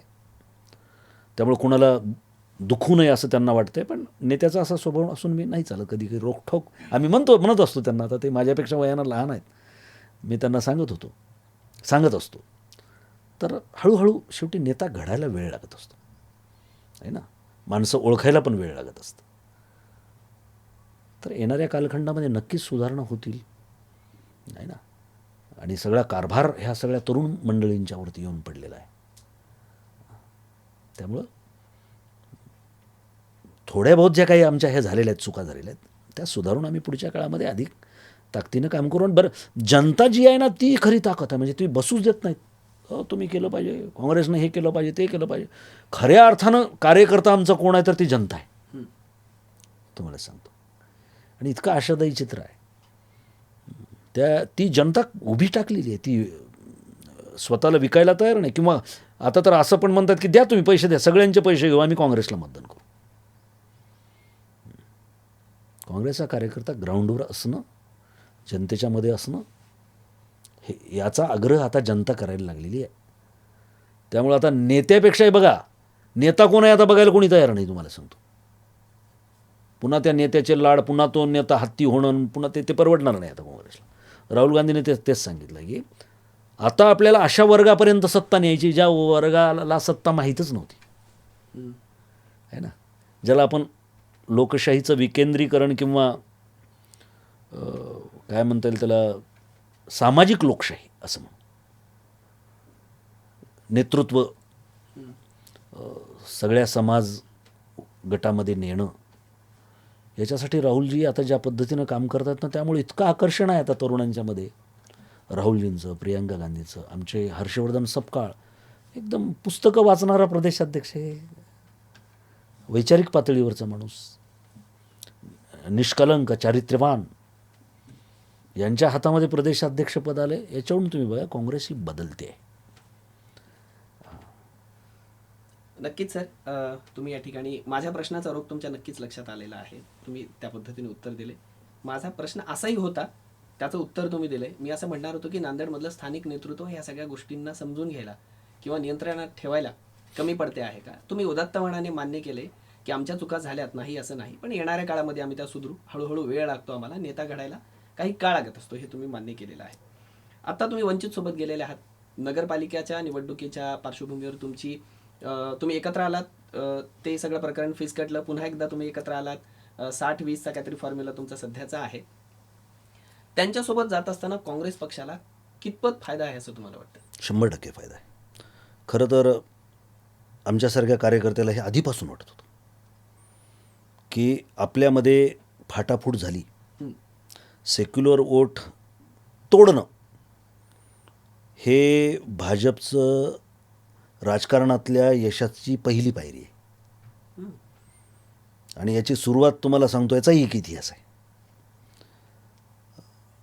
भाजपचे त्यावेळचे ज्याला थिंक टँक म्हणत होते, ते म्हणजे प्रमोद महाजनांनी काँग्रेसचा बेस वोटर तोडण्याच्यासाठी ही रणनीती खेळलेली होती. आणि त्याचे अलीकडच्या कालखंडामध्ये त्यांना लाभ मिळायला लागलेले होते. आणि अशा वेळेला सामाजिक न्यायाच्या भूमिकेतून लोकशाहीचं सामाजिकीकरण या भूमिकेतून आदरणीय बाळासाहेब आंबेडकर ज्या पद्धतीनं राजकारण करतायत, जननायक राहुलजी गांधी यांच्या राजकारणामध्ये सुद्धा तोच विषय त्यांनी महत्त्वाचा मानलेला आहे. आणि कार्यकर्त्यांचा ग्राउंडवर आग्रह होता. मी 19ला ज्यावेळेला लढत होतो तेव्हापासून कार्यकर्त्यांचे आग्रह होते. आणि खूप चांगली कार्यकर्ते, वैचारिक कार्यकर्ते वंचित बहुजन पार्टीमध्ये सुद्धा आहेत. काँग्रेसमध्येही अशा पद्धतीचे कार्यकर्ते यांचा मिलाप जर झाला तर आपोआपच भाजप ही आपटणार आहे. ती युती होऊ नये याच्यासाठी फार प्रयत्न केले गेले. आता तो एक वेगळा विषय आहे. परंतु ती युती व्हावी असं हर्षवर्धन सपकाळ साहेबांपासून ते सगळ्याच कार्यकर्त्यांना वाटत होतं. निश्चितपणानं त्याच्यामध्ये सुद्धा वेगवेगळी मतं असू शकतात. त्याच्यामुळे या कार्यकर्त्यावर अन्याय झाला, त्या कार्यकर्त्यावर अन्याय झाला, हे होतही असतं निवडणुका म्हटल्यानंतर. परंतु जनतेमध्ये मात्र खूप उत्साह आहे. शेवटी बाबासाहेब आंबेडकरांच्या विचाराच्या अनुषंगानं ज्या ज्या कार्यकर्त्याला हा देश घडावा, ही लोकशाही चालावी असं वाटतं, त्या सगळ्यांना आनंद झालेला आहे है ना. आणि त्याचं स्वागत केलेलं आहे आणि ते तुम्हाला मतपेटीतून सुद्धा दिसणार आहे. आणि ही युती कायम राहावी असा आग्रह धरणारी कार्यकर्ते दोन्ही बाजून आहेत आणि निश्चितपणानं त्याचा फायदा आपल्याला होणार आहे. सर, तुम्ही सांगताय की वंचित सोबत आम्ही जातो तर 100% आम्हाला फायदा होईल आणि तिकडे सुद्धा तितकीच विचारधारेला मानणारी किंवा समविचारी लोक आहेत असं तुम्ही थोडक्यात म्हणताय. पण तुमच्याशी समविचारी असणारी अनेक माणसं एम आयमध्ये गेलेली आहेत. जितका फायदा तुम्ही सांगताय वंचित सोबत असल्यावर तुम्हाला होईल, तुमचेच उमेदवार तुमच्या विरोधातच एम आयमध्ये जाऊन उभे आहेत आणि मतदार एकच आहे. कितपत डॅमेज होईल, कितपत नुकसान होईल? तुम्ही माझ्यासोबत एकदा देगलूर नाक्यावर चला. जी. तुम्हाला मी वार्डात वेगवेगळ्या फिरवतो, जिथे जिथे या मंडळींनी पक्ष बदल केलेले आहेत, एम आय एममध्ये ते गेलेले आहेत, त्यांच्या वार्डामध्ये चला. लोक पहिला प्रश्न विचारतात की त्यांचं जाण्याचं मुख्य कारण असं आहे की ते इकडून निवडूनच आले नसते. हां. कारण मोठ्या प्रमाणावरती अँटी इन्कम्बन्सी होती. हां. कारण 4-4 वेळेला 5-5 वेळेला ते नगरसेवक म्हणून निवडून आलेले होते आणि लोकांच्या दृष्टिकोनातून ते काम न केलेले, लोकांचे प्रश्न न सोडवणारे असे प्रतिनिधी होते असं लोक म्हणत होते. त्यामुळे ते इकडून निवडून येत नव्हते. ते त्यांनाही कळालेलं होतं आणि त्यामुळे पदरात पडेल तेवढं पाडून घ्यावं. काय काय पदरात पडतं तर मी तुम्हाला सांगण्याची गरज नाही आहे ना. बिनविरोध निवडणुका काढण्यासाठी 5-5 कोटीवरती रेट गेलेले आहेत मुंबईमध्ये. आता इथंही त्यांनी प्रयत्न करून बघितला, मी उदाहरणच दिलं ना तुम्हाला, परंतु ते इथं झालं नाही. वेगवेगळे हातखंडे वापरायचे, कुणीकडूनही सत्तेमध्ये गेलं पाहिजे आपण, त्याला काय म्हणतात त्याला मार्ग काय विधिनिषेध असं कुठलंही नाही. म्हणून मी म्हटलं ना, टोकाचा निर्लज्जपणा ज्याच्याकडे आहे तो भाजपमध्ये जाण्याच्या पात्रतेचा आहे आणि ते सिद्ध केलं आहे अशोकरावांनी. आता त्यांच्या भाषेमध्ये बघा, त्यांचा ह्याच्यामध्ये सगळीकडे बदल झाला आहे. पूर्वीचे अशोकराव आणि आताच्या अशोकराव जमीन आसमानचा फरक झालेला आहे ना. आणि हे होणार आहे कारण त्यांना माहीत आहे की सेक्युलर चेहरा आहे महानगरपालिकेचा, तो पुसून काढायचा असेल तर आपल्याला काही हातखंडे वापरावे लागतील. बरं, ते हातखंडे ते वापरण्याचा प्रयत्न करतात, पण त्यांच्यासोबत असणारे 40-40 वर्षापासूनच्या कार्यकर्त्याला माहीत आहे की ते कोणते हातखंडे वापरू शकतात है ना. म्हणून काय सगळंच घेऊन जाऊ म्हणत होते ते, म्हणजे बियाला इथं माणूस शिल्लक राहणे असं त्यांना वाटत होतं. पण तसं झालं नाही ना. त्यामुळे तिकडे गेलेत. कोण गेलेत? निवडून येण्याची ज्यांची खात्री नव्हती ते गेलेले आहेत. चला सत्ता नाही तर नाही, मलिदा तर मिळतो काय, याच्यासाठी गेलेली माणसं आहेत. नक्कीच सर, तुम्ही म्हणताय ते बरोबर आहे. सध्या संपूर्ण राज्यामध्ये कधीच नव्हती अशी अभूतपूर्व परिस्थिती आहे. देशाच्या स्वातंत्र्याच्या अमृत महोत्सवानंतर जेवढ्या काय आजपर्यंत निवडणुका झाल्या त्यामध्ये ही निवडणूक आगळी वेगळी आहे. मी सुरुवातीला म्हणालो की ही वेगळी निवडणूक होती, कारण भारतीय जनता पक्षाने अनेक निष्ठावंतांना या ठिकाणी डावलून उमेदवारी दिलेली आहे. निष्ठावंतांना डावलून म्हणण्यापेक्षा जे काँग्रेसमधून गेले आहेत त्यांना दिलेली आहे. मगाशी तुम्ही चैतन्य बापू देशमुखांचा उल्लेख केला. स्थानिक पातळीवर अनेक कार्यकर्ते असे आहेत जे रडताना पाहिले असे तुम्ही म्हणताय. मग हे जे कार्यकर्ते तिकडे गेलेले आहेत त्यांना उमेदवारी मिळाली, निष्ठावंतांना मिळाली नाही, म्हणजे कार्यकर्ता भारतीय जनता पक्षापासून दूर होतोय की काय अशी एक शंका आहे. आणि याच पार्श्वभूमीवर तुमचे प्रदेशाध्यक्ष हर्षवर्धन सपकाळ असं म्हणाले की काँग्रेस मुक्त भारत करायला निघालेली भाजपा आता कार्यकर्ता मुक्त भाजपा होते आहे. बरोबर. या विधानाकडे कसं पाहता? नाही नाही, अगदी खरं. हे बघा की तुम्ही फार चांगला प्रश्न विचारला आहे. ज्या वेळेला पार्टी पैशाला महत्त्व देते, भांडवली व्यवहारामध्ये गर्क होते, त्यावेळेला कार्यकर्त्याची गरज नसते. जसं गावामध्ये एखादा असतो बघा, धनाढ्य माणूस असतो, तो कोणाच्या लग्नाला जात नाही, कुठं जात नाही समारंभाला, त्याला काही गरज नसते माणसाची, कारण तो म्हणतो की सगळे पैसे देऊन मी करतो. पोरीचं लग्न आहे तर बा सगळं गुत्त देऊन टाकतो आहे ना. तसे हे सगळे गुत्ते द्यायला लागले आता. त्यामुळे कार्यकर्त्याची गरज नाही. झेंडे हातात धरायला सुद्धा पाहिजे का माणसं? चला 200 रुपयाला माणसं मिळतात. सगळं जर पैशातच मोजलं जात असेल आणि भाजपच्या काळामध्ये हे तुम्हाला सगळ्यात जास्त दिसतं. सगळं पैशाच्या जोरावरती. जसं आता आमचे मित्र भानुसिंग राऊतांनी सांगितलं ना की अशोक चव्हाण आणि त्यांच्या सगळ्या सहकाऱ्यांनी आम्हाला 50 लाख रुपये मागितले. ते काय लपून आहे का? त्यांनी बाईट दिला आहे, हो, मीडियासमोर बोल. मीडियासमोर बोललेत ते. बरोबर आहे ना. म्हणजे तुम्हाला पैशानं सगळंच करता येतं, पैसेवालेच उमेदवार पाहिजे, मग कार्यकर्त्याची गरजच नाही ना. तर कार्यकर्त्याची गरज नाही भाजपला. आता मला फिरत असताना अनेक भाजपचे कार्यकर्ते भेटतात, संघाचे कार्यकर्ते भेटतात. आम्ही तुमच्या बाजूने आहेत म्हणतात यावेळेला, आम्हाला धडा शिकवायचा आहे. दुखावले गेलेले आहेत. ठीक आहे, विचारधारा वेगवेगळ्या असतील, आम्ही टीका करू, ते टीका करतील, परंतु कार्यकर्ता म्हणून त्याचं मूल्यमापन व्हावं असं आम्हालाही वाटतं. आमच्यासोबत संघर्ष करणारा कार्यकर्ता आहे तर त्याला सुद्धा न्याय मिळावा ही आमची भूमिका आहे. तसं होत नाही ना. बरं, ते नुसतेच आपल्याच निष्ठावंत कार्यकर्त्याला दगाफटका करतात असं नाही ना.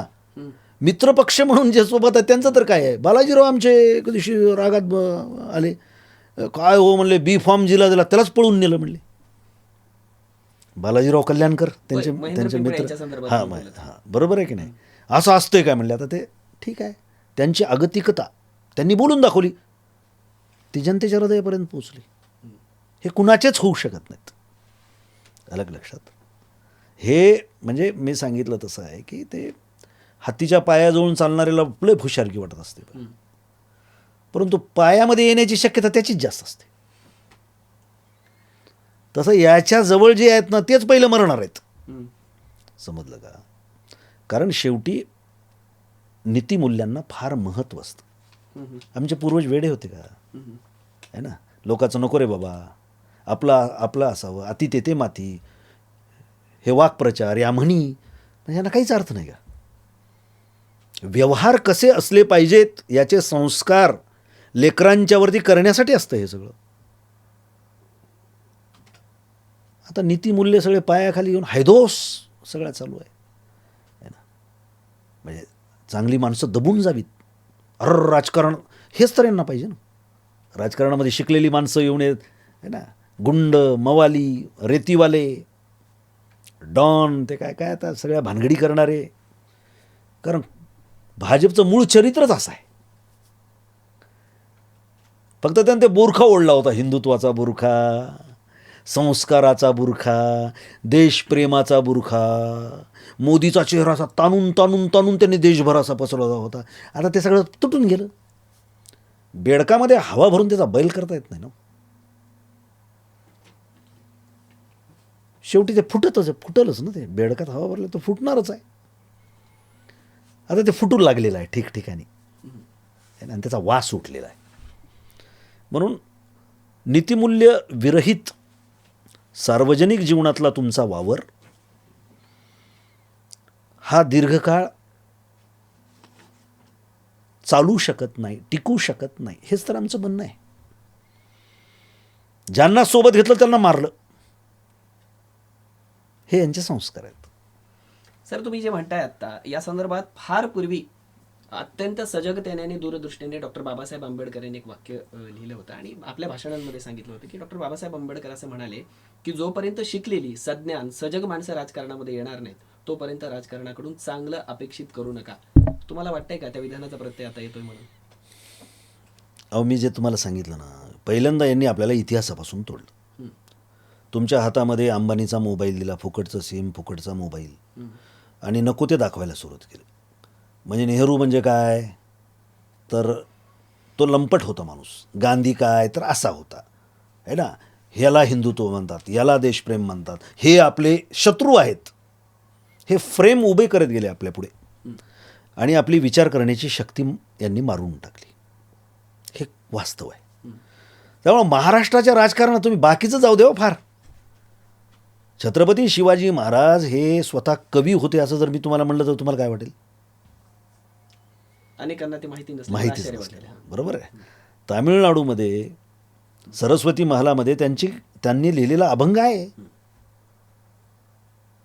महाराज निरक्षर होते म्हणून झाले अनेक कादंबऱ्या म्हणजे कथांच्या मध्ये. स्वामी रामानंद तीर्थ अलीकडचं उदाहरण जाऊ दे, एकदम तुम्हाला फार जुनंही उदाहरण द्यायची गरज नाही. इकॉनॉमिस्ट होते, 2 वेळेला ते काँग्रेसचे खासदार, निवडून आलेले खासदार होते, प्रचंड पुरोगामी, की त्यांच्या बराकीमध्ये गांधीची हत्या करणाऱ्या गोडसे ठेवलं होतं. आणि यांचे ते भगवे वस्त्र बघून तो गोडसे आक्रमकपणानं हिंदूचा रक्षण करण्याच्या पोझिशनमध्ये येऊन बोलायला लागला. स्वामीजींनी त्या जेलरला बोलावून सांगितलं, याला तर काढा म्हणले, नाही तर मला तर काढा म्हणले. आम्ही फक्त वरवरचं बघतो. भगव्या वस्त्रातली एक पुरोगामित्वाची परंपरा या देशाला लाभलेली आहे. ती बुद्धांच्या चिवरापासून सुरू होते. स्वामी रामतीर्थ असतील, दयानंद सरस्वती असतील, विवेकानंद असतील, स्वामी रामानंद तीर्थ असतील.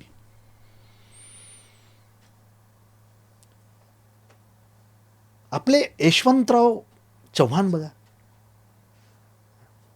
म्हणजे भारतीय राजकारणामध्ये तुम्ही बघा, स्वातंत्र्याच्या चळवळीमध्ये तर सगळेच विद्वानच होते, फिलॉसॉफरच होते. जेलमध्ये बसून लोकांनी पुस्तकं लिहिलेली आहेत, ते नेहरूंपासून साने गुरुजींच्यापर्यंत. म्हणजे कुठलाही संदर्भ ग्रंथ हातात नसताना डिस्कवरी ऑफ इंडिया लिहिलेला आहे नेहरूंनी. काय आश्चर्य, कुठला संदर्भ ग्रंथ हाताशी नाही. म्हणजे भारत देश कसा असेल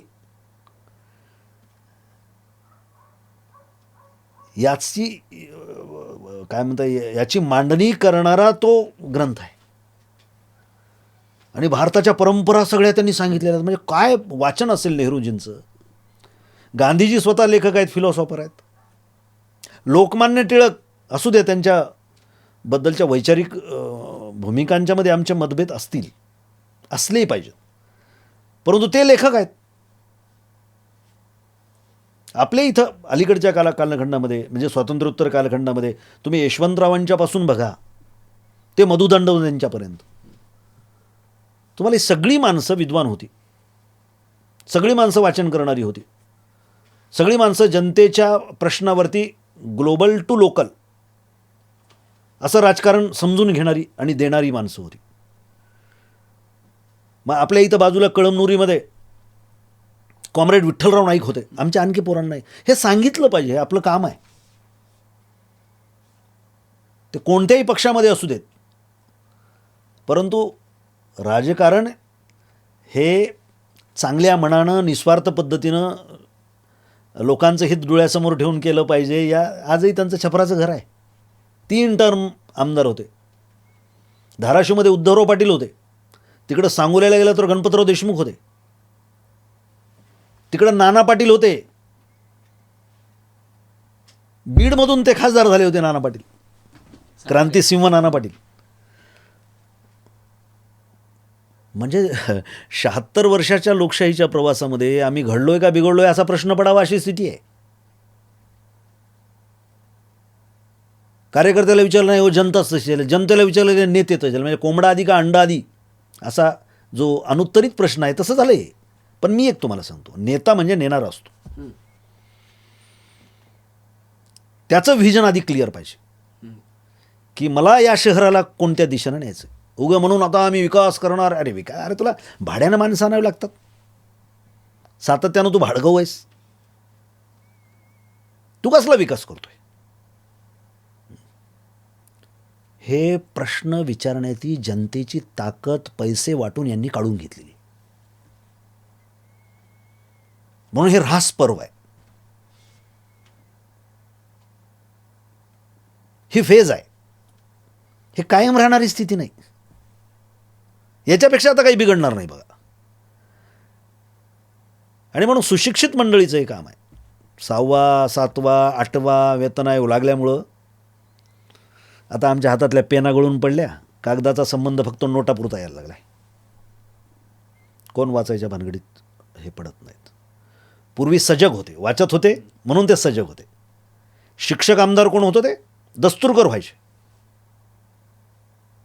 शिक्षकाचा खरा प्रतिनिधी. आता शिक्षकाचा प्रतिनिधी कोण आहे, पदवीधराचा प्रतिनिधी कोण आहे.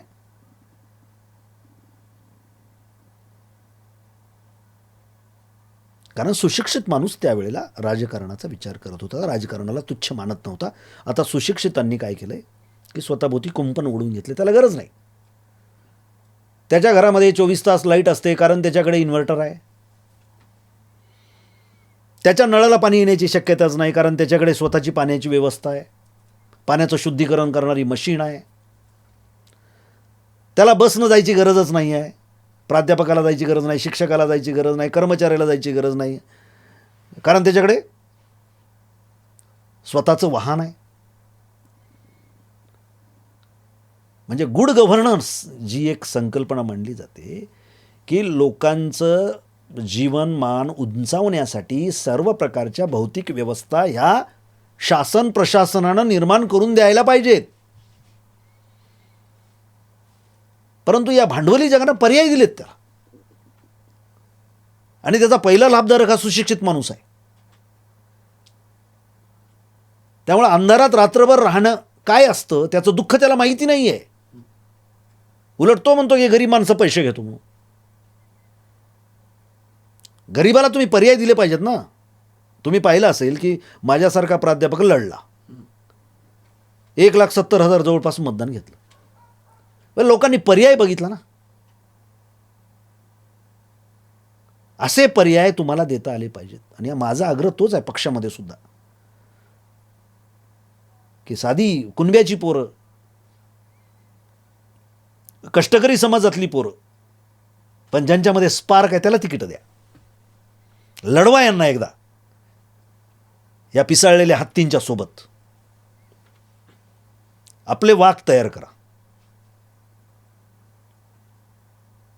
आणि त्यावर आता हळूहळू विश्वास सगळ्यांचा बसायला लागलेला आहे.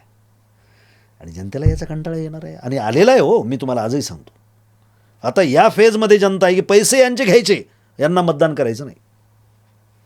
पण मतदान कुणाला करायचं त्याचा पर्याय तुम्हाला द्यावा लागेल. प्रत्येक पक्षाला त्याचा पर्याय द्यावा लागेल. आणि म्हणून एका बाजूला आमची लढाई आहे, पण पक्षांतर्गत सुद्धा आमची लढाई आहे. कारण पारंपरिक सगळ्या प्रॅक्टिसेसवर विश्वास असणारी माणसं आहेत आमच्याकडे, की पैसा टाकल्याशिवाय काहीच होत नाही यावर श्रद्धा असणारी माणसं आहेत आमच्याकडे. त्यावेळेला त्यांनाही पटून हे द्यावं लागेल. कधी तर मुरलीधरनं कुठेतरी तिकीट मागितलं पाहिजे, जयपालनं तिकीट मागितलं पाहिजे. तुम्ही पर्याय द्या ना.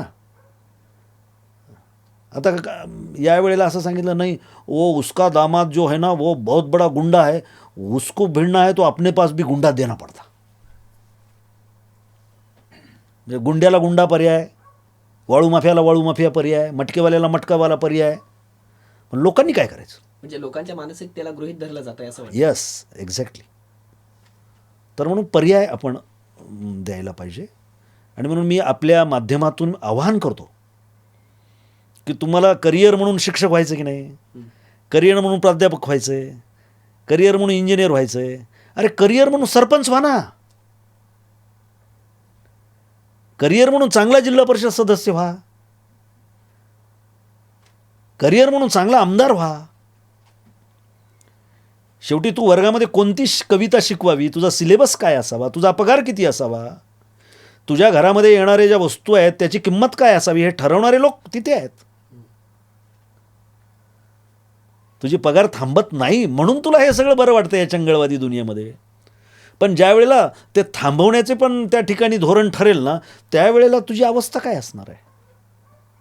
म्हणून निर्णय प्रक्रियेमध्ये धोरण ठरविणाऱ्या, पॉलिसीज ठरवणाऱ्या सभागृहामध्ये चांगली माणसं गेली पाहिजे. तुम्ही पर्याय द्या, लोक ते स्वीकारतात. नक्कीच. आणि म्हणून तरुणांना माझं हे आव्हान आहे, अभ्यास करा, करिअर करा. ठीक आहे, तुम्ही निवडणुका लढू नका, परंतु कोणाला निवडून आपण दिलं पाहिजे. तुम्ही पुस्तकं वाचले ना, तुमच्यावरती जनतेच्या करातून आलेल्या पैशातून खर्च केलेला आहे सरकारनं.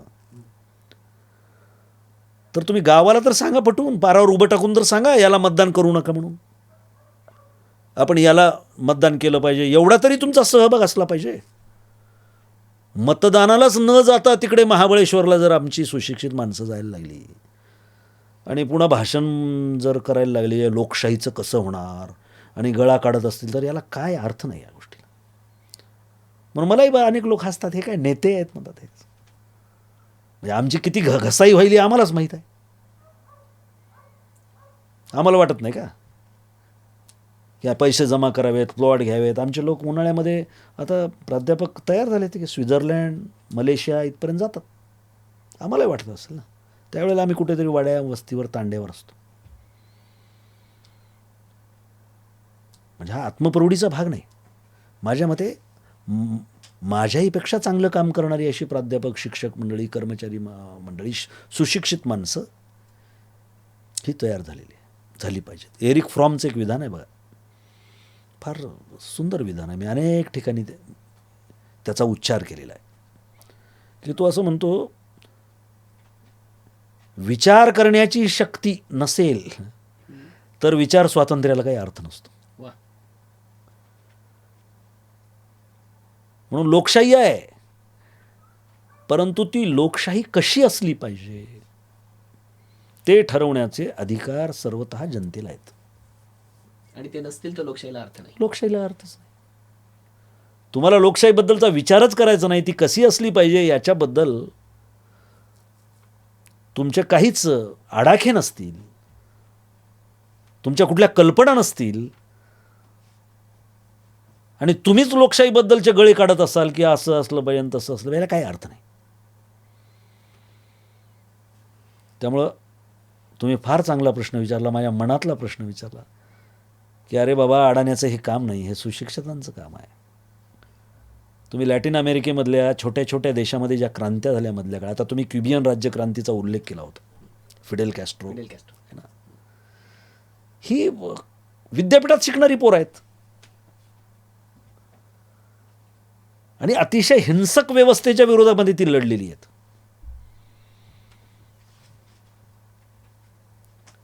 डॉक्टर आहेत, इंजिनियर पोरं आहेत,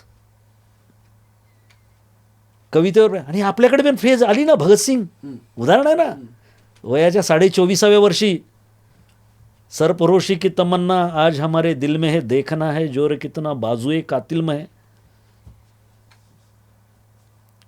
बिस्मिल्लाजीची कविता म्हणत म्हणत भगतसिंगजी फासावरती चढलेले आहेत. नुसती टोपी घातल्यानं मिशीचा आकडा केल्यामुळे भगतसिंग होत नसतं. ते समजून घ्यावे लागतात. शिकलेली माणसं पुस्तकं वाचत असतील तर त्यांच्याकडे अधिक प्रेरणा आहेत असं समाज मानत असतो, त्याच्याकडे अधिक सांगण्यासारखं आहे असा समाज मानत असतो, त्याच्याकडे अधिक स्वप्न आहेत, त्याच्याकडे अधिक कल्पना आहेत असं समाजाला वाटत असतं. With great power comes great yes yes yes, correct आहे. तर या अर्थानं, कारण बघा, एखादी जागा आहे तिथे तुम्ही फुलांची झाडं नाही लावली तर तिथे डुकरं लोळणार आहेत, म्हणून तिथे फुलांची झाडं लावली पाहिजेत. डुकरं लोळतायत म्हणून तिथं घाण होते याच्यावर बोलण्यास तुमचा अधिकार नाही, कारण तुम्ही पर्याय दिलेला नाही. म्हणून या डुकरांना फुलझाडांचा पर्याय द्या, एवढं आव्हान मी या निमित्तानं सुशिक्षित मंडळींना सगळ्या करतो. नक्कीच सर, तरुणांसाठी हे खूप महत्त्वाचं होतं आणि आपण या ठिकाणी तरुणांना या ठिकाणी खूप सुंदर आव्हान या ठिकाणी केलेलं आहे. सर, आपण ओबीसीचे प्रदेशाध्यक्ष आहात आणि गेल्या काही दिवसांमध्ये आपण त्या संबंधी कामही चांगलं केलेलं आहे. आत्ता महापालिकेच्या निवडणुकीमध्ये नांदेड संदर्भात जर विचार केला आपण, तर ओबीसीच्या जागा किती आहेत? किती लोकांना उमेदवारी दिलेली आहे ओबीसीमध्ये? नाही, आता कसं आहे, प्रत्येक प्रभागामध्ये जागा ठरलेल्या असतात, आरक्षण ठरलेलं असतं. ओबीसीच्या वेगळ्या जागांची मागणी करण्याची गरज नाही, कारण ओबीसींच्या ठरलेल्या जागा मिळतात आपल्याला, बरोबर आहे. आणि माझा फक्त एकच प्रयत्न होता की प्रत्येक जागेवरती चांगली माणसं जावीत, आणि त्या प्रयत्नांना काही प्रमाणामध्ये यश आलेलं आहे. शेवटी मी तुम्हाला काय सांगितलं की तिकीट वाटप आणि ही सगळी निवडणुकीची प्रक्रिया आपल्याच फक्त म्हणण्याप्रमाणे चालावं असं प्रत्येकाला वाटत जरी असलं तसं होत नसतं. त्या अर्थानं चांगली चांगली कार्यकर्ते दिलेत. आमच्या ललिताताई कुंभार इतक्या वर्षापासून काम करत होत्या, त्यांना उमेदवारी दिलेली आहे आणि त्या निश्चितपणे चांगलं त्या ठिकाणी आमच्या पक्षाचं प्रेझेंटेशन करायला लागलेले आहेत. शहरांपेक्षाही उद्याला ज्या वेळेला ग्रामीण भागातल्या निवडणुका लागतील त्यावेळेला खऱ्या अर्थानं चांगले कार्यकर्ते मिळवणं आणि त्यांना तिकीटं देणं आणि त्यातही चळवळीच्या कार्यकर्त्यांना तिकीटं देणं आहे ना, कारण हे संघर्ष आपल्याला थांबवावे लागणार जे गाव पातळीवर या फडणवीस न पोचवलेली आहेत. आणि ते जाणीवपूर्वक केलेलं आहे. भेदाभेद केल्याशिवाय यांचे पाय उभारच राहू शकत नाहीत. जिल्हा परिषदांच्या निवडणुकामध्ये येत्या तो बदल तुम्ही कराल का? हो हो अगदी अगदी अगदी आमचं आत्तापासून लक्ष आहे की चांगल्या कार्यकर्त्यांना, आणि त्या संदर्भातल्या सूचना आम्ही प्रत्येक जिल्ह्यामध्ये पण दिलेल्या आहेत की कार्यकर्त्यांच्या प्रोफाईल मागवणं, कारण सगळ्या महाराष्ट्रभरामध्ये, कारण मला आता मी 14 तारखेला नोव्हेंबरला पदभार स्वीकारला आहे, त्याच्यानंतर निवडणुकाच लागल्यात. होय. त्यामुळं मला महाराष्ट्राचा जो दौरा करायचा होता तो आता ह्या निवडणुकीच्या नंतर करेल, पण आम्ही ऑनलाईन बैठका जसं जमल तसं कार्यकर्ते शोधण्याचा प्रयत्न. आता पक्षाच्या व्यतिरिक्तही प्रत्येक जिल्ह्यामध्ये माझा संपर्क आहे, कार्यकर्ते आहेत, आमची प्राध्यापक मंडळी आहेत, लेखक आहेत, पत्रकार आहेत, विचारवंत आहेत, त्यांच्याकडून सुद्धा मी कार्यकर्त्यांची माहिती घेत असतो. हे सातत्यानं हे आम्ही करतो. 29पर्यंत तुम्हाला मोठ्या प्रमाणावरती OBCचे कार्यकर्ते काँग्रेस पक्षामध्ये दिसतील. कार्यकर्ता म्हणजे नुसतं गर्दी करणार नाही, चांगला वैचारिक कार्यकर्ता, निष्ठावान कार्यकर्ता दिसेल. नक्कीच. तुम्ही त्याबद्दल आशावादी आहात, ही एक आनंदाची गोष्ट आहे. या निमित्ताने भारतीय जनता पक्षाने आपला जाहीरनामा मॅनिफेस्टो या ठिकाणी जाहीर केला. त्याचा मोठा गाजावाजा करून कार्यक्रमही या ठिकाणी केला. पण जसा तो जाहीरनामा बाहेर आला तसा स्थानिकच्या त्यांच्याच मित्रपक्षातल्या एका आमदाराने आरोप केला की ही माझी कामं त्यामध्ये गेलेली आहेत, त्यांनी माझी कामं पळवलेली आहेत, माझ्या कामाचं श्रेय त्यांनी घेतलेलं आहे. तसंच काँग्रेसने आरोप केला की काँग्रेस म्हणतंय की ही शहरातली कामं नाहीच आहेत, ही राज्य पातळीवरची कामं आहेत आणि जाणीवपूर्वक ती त्यामध्ये घुसडली गेलेली आहेत आणि ती शहराच्या संदर्भात लागू होत नाहीत. एक त्या अनुषंगाने दुसरा प्रश्न आहे, गेल्या अनेक वर्षांपासून नांदेड शहर बकाल होते आहे अशी एक चर्चा आहे. तरुण या ठिकाणी म्हणतायत तरुणांच्या रोजगाराचा प्रश्न आहे, महिलांच्या सुरक्षेचा प्रश्न आहे, वाढती गुन्हेगारी आहे, वाढती व्यसनाधीनता आहे. या सगळ्या पार्श्वभूमीवर भारतीय जनता पक्षाच्या जाहीरनाम्याकडे तुम्ही कसं पाहता? तो जाहीरनामा मॅनिफेस्टो शब्द बघा असा आहे की जनतेच्या पुढे आम्ही काय करणार आहोत याचा आराखडा देणं. ती नुसती आश्वासनं नाहीत, आश्वासनाचा पुन्हा वेगळा अर्थ आहे, मॅनिफेस्टोचा पुन्हा वेगळा अर्थ आहे. याच्यामध्ये मी पहिल्यांदा अशोक चव्हाण यांचे आभार देखील मानतो की किमान मॅनिफेस्टोमध्ये तरी त्यांनी शंकरराव चव्हाणांचा विसर पडू दिला नाही. काँग्रेसनं केलेली जी कामं आहेत ना तीच कामं त्यांनी दाखवलेली आहेत आणि लोक बोलत आहेत की बा या निमित्तानं आम्हाला शंकररावांची आठवण झाली, काँग्रेसची आठवण झाली. तर शंकररावाचं नाव पुसण्याचा जो काही त्यांनी विडा उचललेला आहे तर बहुतेक ते विसरले मॅनिफेस्टो तयार करताना. आणि दुसरं असं आहे की आता तुम्ही म्हणताय ते बरोबर, आमदार म्हणाले तर ते तुम्ही बघा आता म्हणजे काय त्यांनी काम केलं, कसं केलं काय. परंतु हे पळवापळवी करणं, चोऱ्या करणं हा यांचा जेनेटिक प्रॉब्लेम आहे. म्हणजे तुम्ही त्यांना दोष देऊ नका, हे पूर्वीपासून अहो देव पळवले ना आपले. गणपती अवैदिक देव आहे, बिरोबा खंडोबा सगळे पळवणे, महापुरुष पळवतात ते. गोळवलकराच्या बाजूला बाबासाहेब लावतात हे. ह्यांच्याकडे काय स्वतःच काही नाहीच ना सांगण्यासारखं काय यांच्याकडे. ज्या पटेलांनी RSS वर बंदी घातली होती त्या पटेलांचा RSSच्या माध्यमातून उदात्तीकरण तेच म्हणतो ना. अहो पळवापळी चोऱ्या करणं, माऱ्या करणं हे पाकिट प्लेअर होते, आता दरोडेखोर झालेत. पहिलं पाकिटं मारायची बस स्टँडवर, आता डाके टाकायला लागलेले आहेत. सर या ठिकाणी तुम्ही थेट आरोप त्यांच्यावर या ठिकाणी करताय. तरी निवडणुकीला सामोरे जाताना आपल्याला ह्या सगळ्या यंत्रणांसह, सगळ्या नियमांसह आणि या जी घटनात्मक चौकट आहे त्या माध्यमातूनच आपल्याला सामोरं जावं लागतं. आत्ता निवडणुकांसंदर्भात जर आपण विचार केला तर काँग्रेसमधली आत्ता निवडणुकांच्या संदर्भात जो आपण विचार केला तर काँग्रेसमधली अत्यंत अनुभवी अशी मंडळी भारतीय जनता पक्षामध्ये सध्या आहे. आणि निश्चितच तुम्ही कुठल्याही पक्षात असा अनुभवाचा फायदा हा होतोच, ते तुम्ही नाकारू शकत नाही.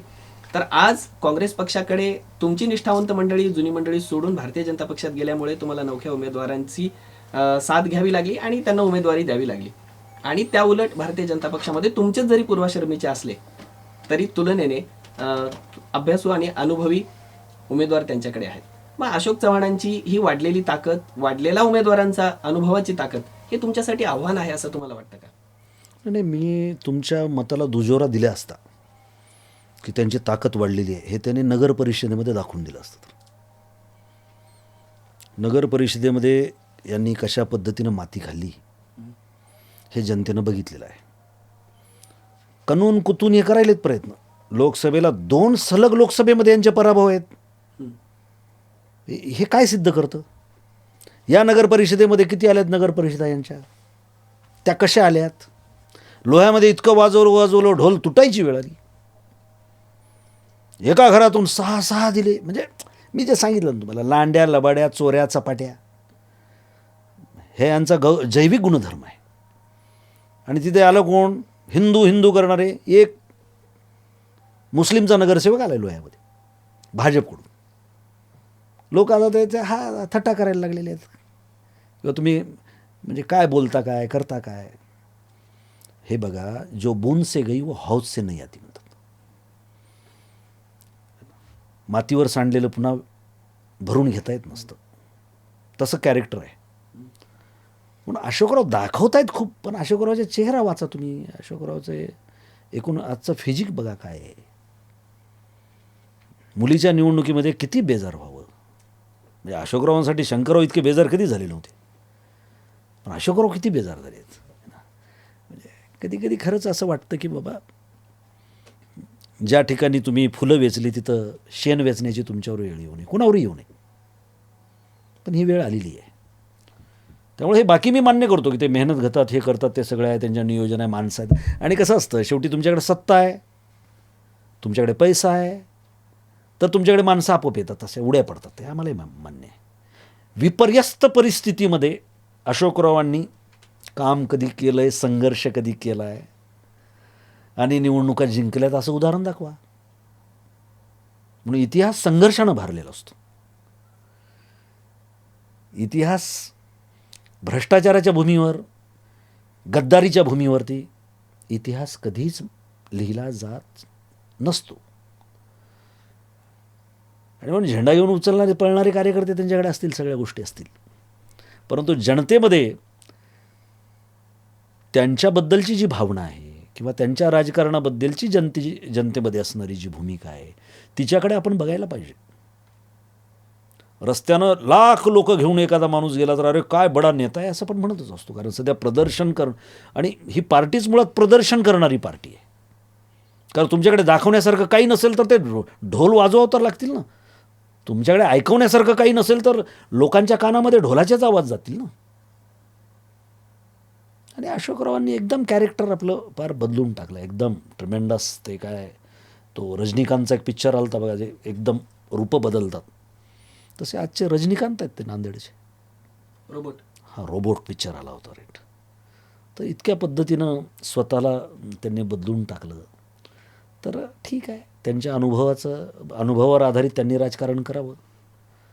त्यांनी कुठल्या पक्षात जावं आणि काय करावं हे सगळं स्वातंत्र्य त्यांना दिलेलंच आहे घटनेनं.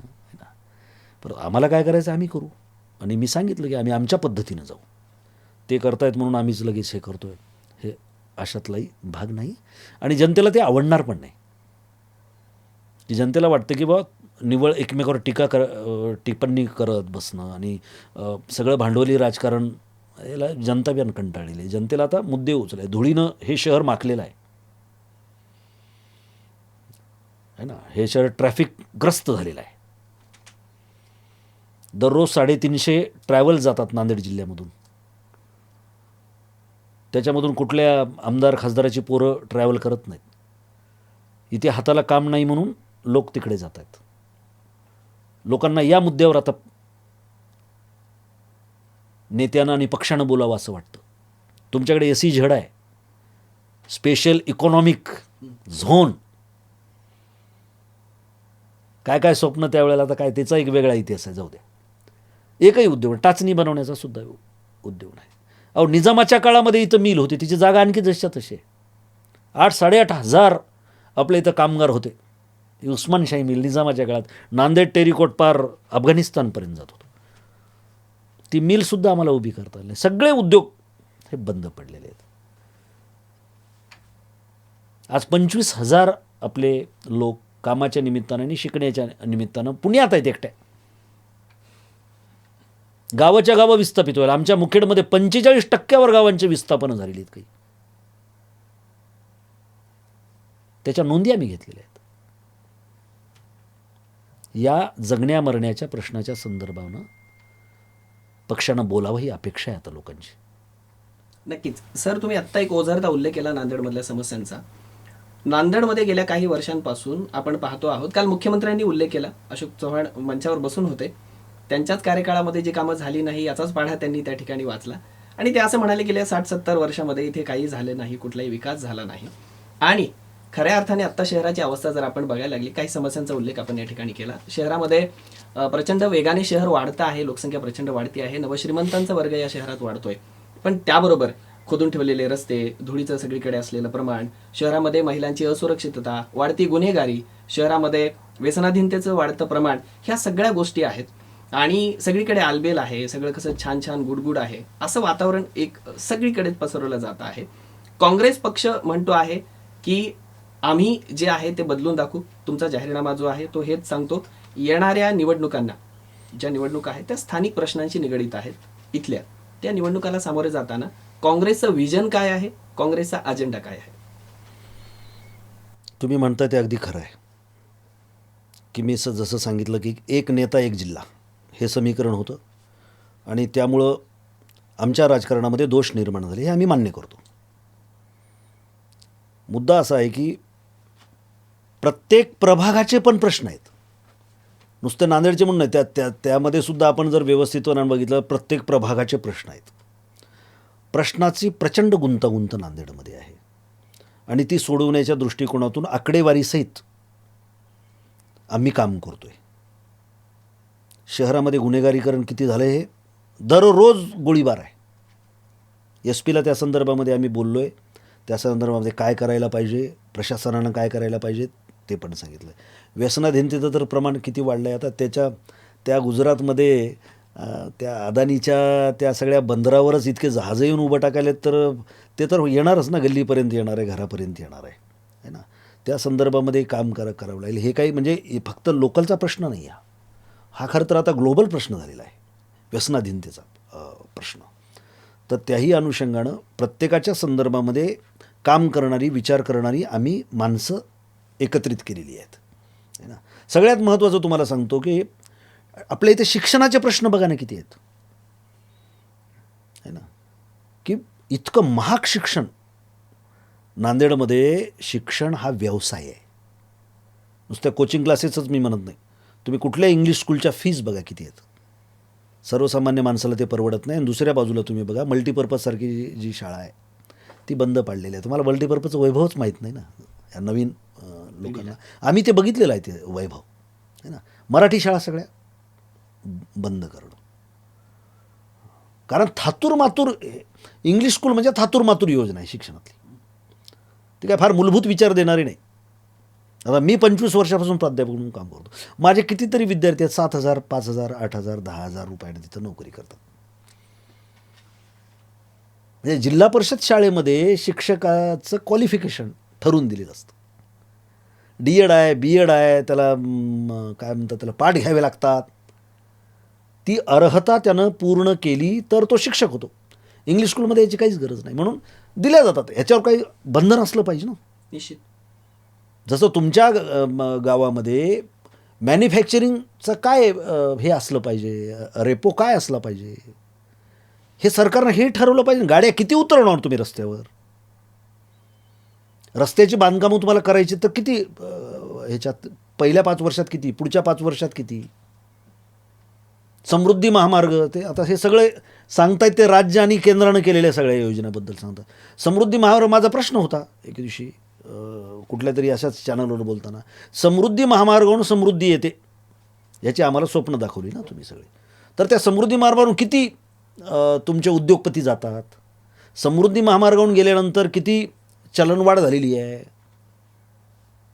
औद्योगिक विकास काय झालेला आहे, त्या समृद्धी महामार्गावरून किती उद्योग तालुक्यापर्यंत आलेले आहेत, किती MIDC त्या निमित्तानं तुम्ही उभ्या केल्या, काय ह्याचं काहीतरी दाखवावं लागेल ना. तुम्ही प्रचंड पैसे तर खर्च करायला लागलेत, बरोबर आहे की नाही, परंतु त्याचं ऑडिट झालं पाहिजे ना. की शेवटी कोणती गोष्ट करीत असताना त्याचं एक उद्दिष्ट असतं. मग ते उद्दिष्ट हे पूर्ण झालं आहे काय याचं ऑडिट झालं पाहिजे. तसं कुठेही होत नाही. आणि म्हणून हे सगळं बोलाची कडी बोलाचा भातसारखं हे आहे. मूलभूत प्रश्नाच्या अनुषंगानं काम करणाऱ्या कार्यकर्त्याला वेळ लागणार आहे. समजलं, इतकं हे विस्कटून गेलं, इतकं नासलेलं आहे. आणि आमचा प्रयत्न तोच आहे की त्या त्या विषयातली माणसं घेऊन काम करणं. नक्की. आणि ते आम्ही करतोय. नक्की सर. याच अनुषंगाने एक छोटासा प्रश्न घेऊन आपण शेवटाकडे या ठिकाणी वळतो आहोत. आता आपण शहरांविषयी अगदी MIDCs विषयी पण आपण या ठिकाणी बोललात. गोदावरी नदी मृतावस्थेत आहे. गेल्या अनेक वर्षांपासून अनेक योजना आल्या, नदीची स्वच्छता झाली नाही किंवा त्या नदीमध्ये पाऊल ठेवावं की नाही, नदीचं पावित्र्य आज आहे की नाही. नदी पाप धुते असं म्हणतो, पण तिथे गेल्यावर आज रोगराई होईल का, असा एक प्रश्न या निमित्ताने आहे. दुसरा शहरातला एक महत्त्वाचा प्रश्न या ठिकाणी आहे. गेल्या अनेक वर्षांपासून निदान उच्चभ्रू लोकांमध्ये सुद्धा एक चर्चेला जाणार असा प्रश्न आहे की नांदेडमधले महत्त्वाचे जे भूखंड होते स्थानिकच्या नेतृत्वाने सधन माणसांच्या आणि तथाकथित सो कॉल्ड त्यांचे जे कोणी जवळची माणसं असतील त्यांच्या घशात घातली असं म्हटलं जातं. नांदेड महापालिका काँग्रेसच्या ताब्यात आल्यानंतर यावर कार्यवाही होईल का? 100%. आम्ही आता कचऱ्याच्या प्रकरणाच्या संदर्भामध्ये काम करतोय, भूखंडाच्या प्रश्नाच्या संदर्भामध्ये काम करतोय. आमच्या माहितीच्या अधिकारातल्या कार्यकर्त्यांनी तसे अर्ज दिलेले आहेत. बऱ्याच गोष्टीचे अडथळे आहेत. आतापर्यंत प्रशासन राज होतं, त्यामुळे खूप अडचणी येत होत्या. बरं, प्रशासन राजसुद्धा लोकशाही विरोधीच काम आहे. अलग लक्षात. आम्ही निवडणुका जिंकण्याच्या याच्यात येत नाही तोपर्यंत हे सगळं अडवून ठेवणार. हुकुमशाही आहे असल्यासारखी आहे परिस्थिती. त्यामुळं हे सगळ्या गोष्टीवरती निश्चितपणे, आणि बघा तुम्ही यावेळेला काँग्रेसनं ज्या उमेदवाऱ्या दिलेल्या आहेत ना ते सगळे लढाऊ लोक आहेत.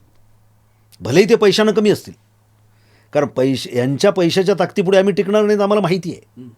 परंतु जनता तर ठरवणार, कारण सुशिक्षित जनतेचं मतदान आहे. शहरात कोण राहतो जो सुशिक्षित आहे, कर्मचारी वर्ग आहे, त्याची खरी परीक्षा आहे निवड करताना, आहे ना. म्हणून लोकशाहीचं काय होईल काय नाही आता तुला व्यवहार करायचा त्याच्यावर आधारित. तुझ्या व्यवहारावर लोकशाहीचं मोजमाप होणार आहे, तुझ्या मतावर लोकशाहीचं मोजमाप होणार आहे. नुसत्या बोलण्याला काय अर्थ नाही. म्हणून ही परीक्षा खऱ्या अर्थानं जनतेची आहे. ही परीक्षा पक्षाची अजिबात नाही असं मी नेहमी म्हणतो. मी भाषणात सुद्धा हेच बोलतोय. ही परीक्षा जनतेची आहे आणि जनतेनेही सिद्ध करायला पाहिजे. नक्कीच सर. या निवडणुकीच्या अनुषंगाने सामोऱ्या जाणाऱ्या मतदारांना आपण या ठिकाणी पुढं ठेवून, केंद्रीभूत ठेवून आम्ही प्रश्न विचारले. मतदारांच्या मनामध्ये एकंदरीत नांदेडविषयी जे गेल्या अनेक दिवसांपासून प्रश्न होते ते तुम्हाला विचारण्याचा आम्ही प्रयत्न केला. अनेक प्रश्नांना आपण दिलखुलास उत्तरं दिलीत. आपल्या शैलीमध्ये आपण अनेक या पक्षांच्या ध्येय धोरणावरही या ठिकाणी आपण बोललात, भारतीय जनता पक्षाच्या ध्येय धोरणावर बोललात आणि एकंदरीत नांदेडची राजकीय स्थिती कशी आहे यावर ऐतिहासिक संदर्भ देत आपण या ठिकाणी बोललात. जनतेच्या मनातील प्रश्न विचारत असताना त्याला दिलखुलास संवाद साधत या आजच्या या पॉडकास्टला आपण सौंदर्याची किनार दिली. त्याबद्दल आपण उपस्थित राहिलात, याही बद्दल आपले मनपूर्वक आभार. धन्यवाद.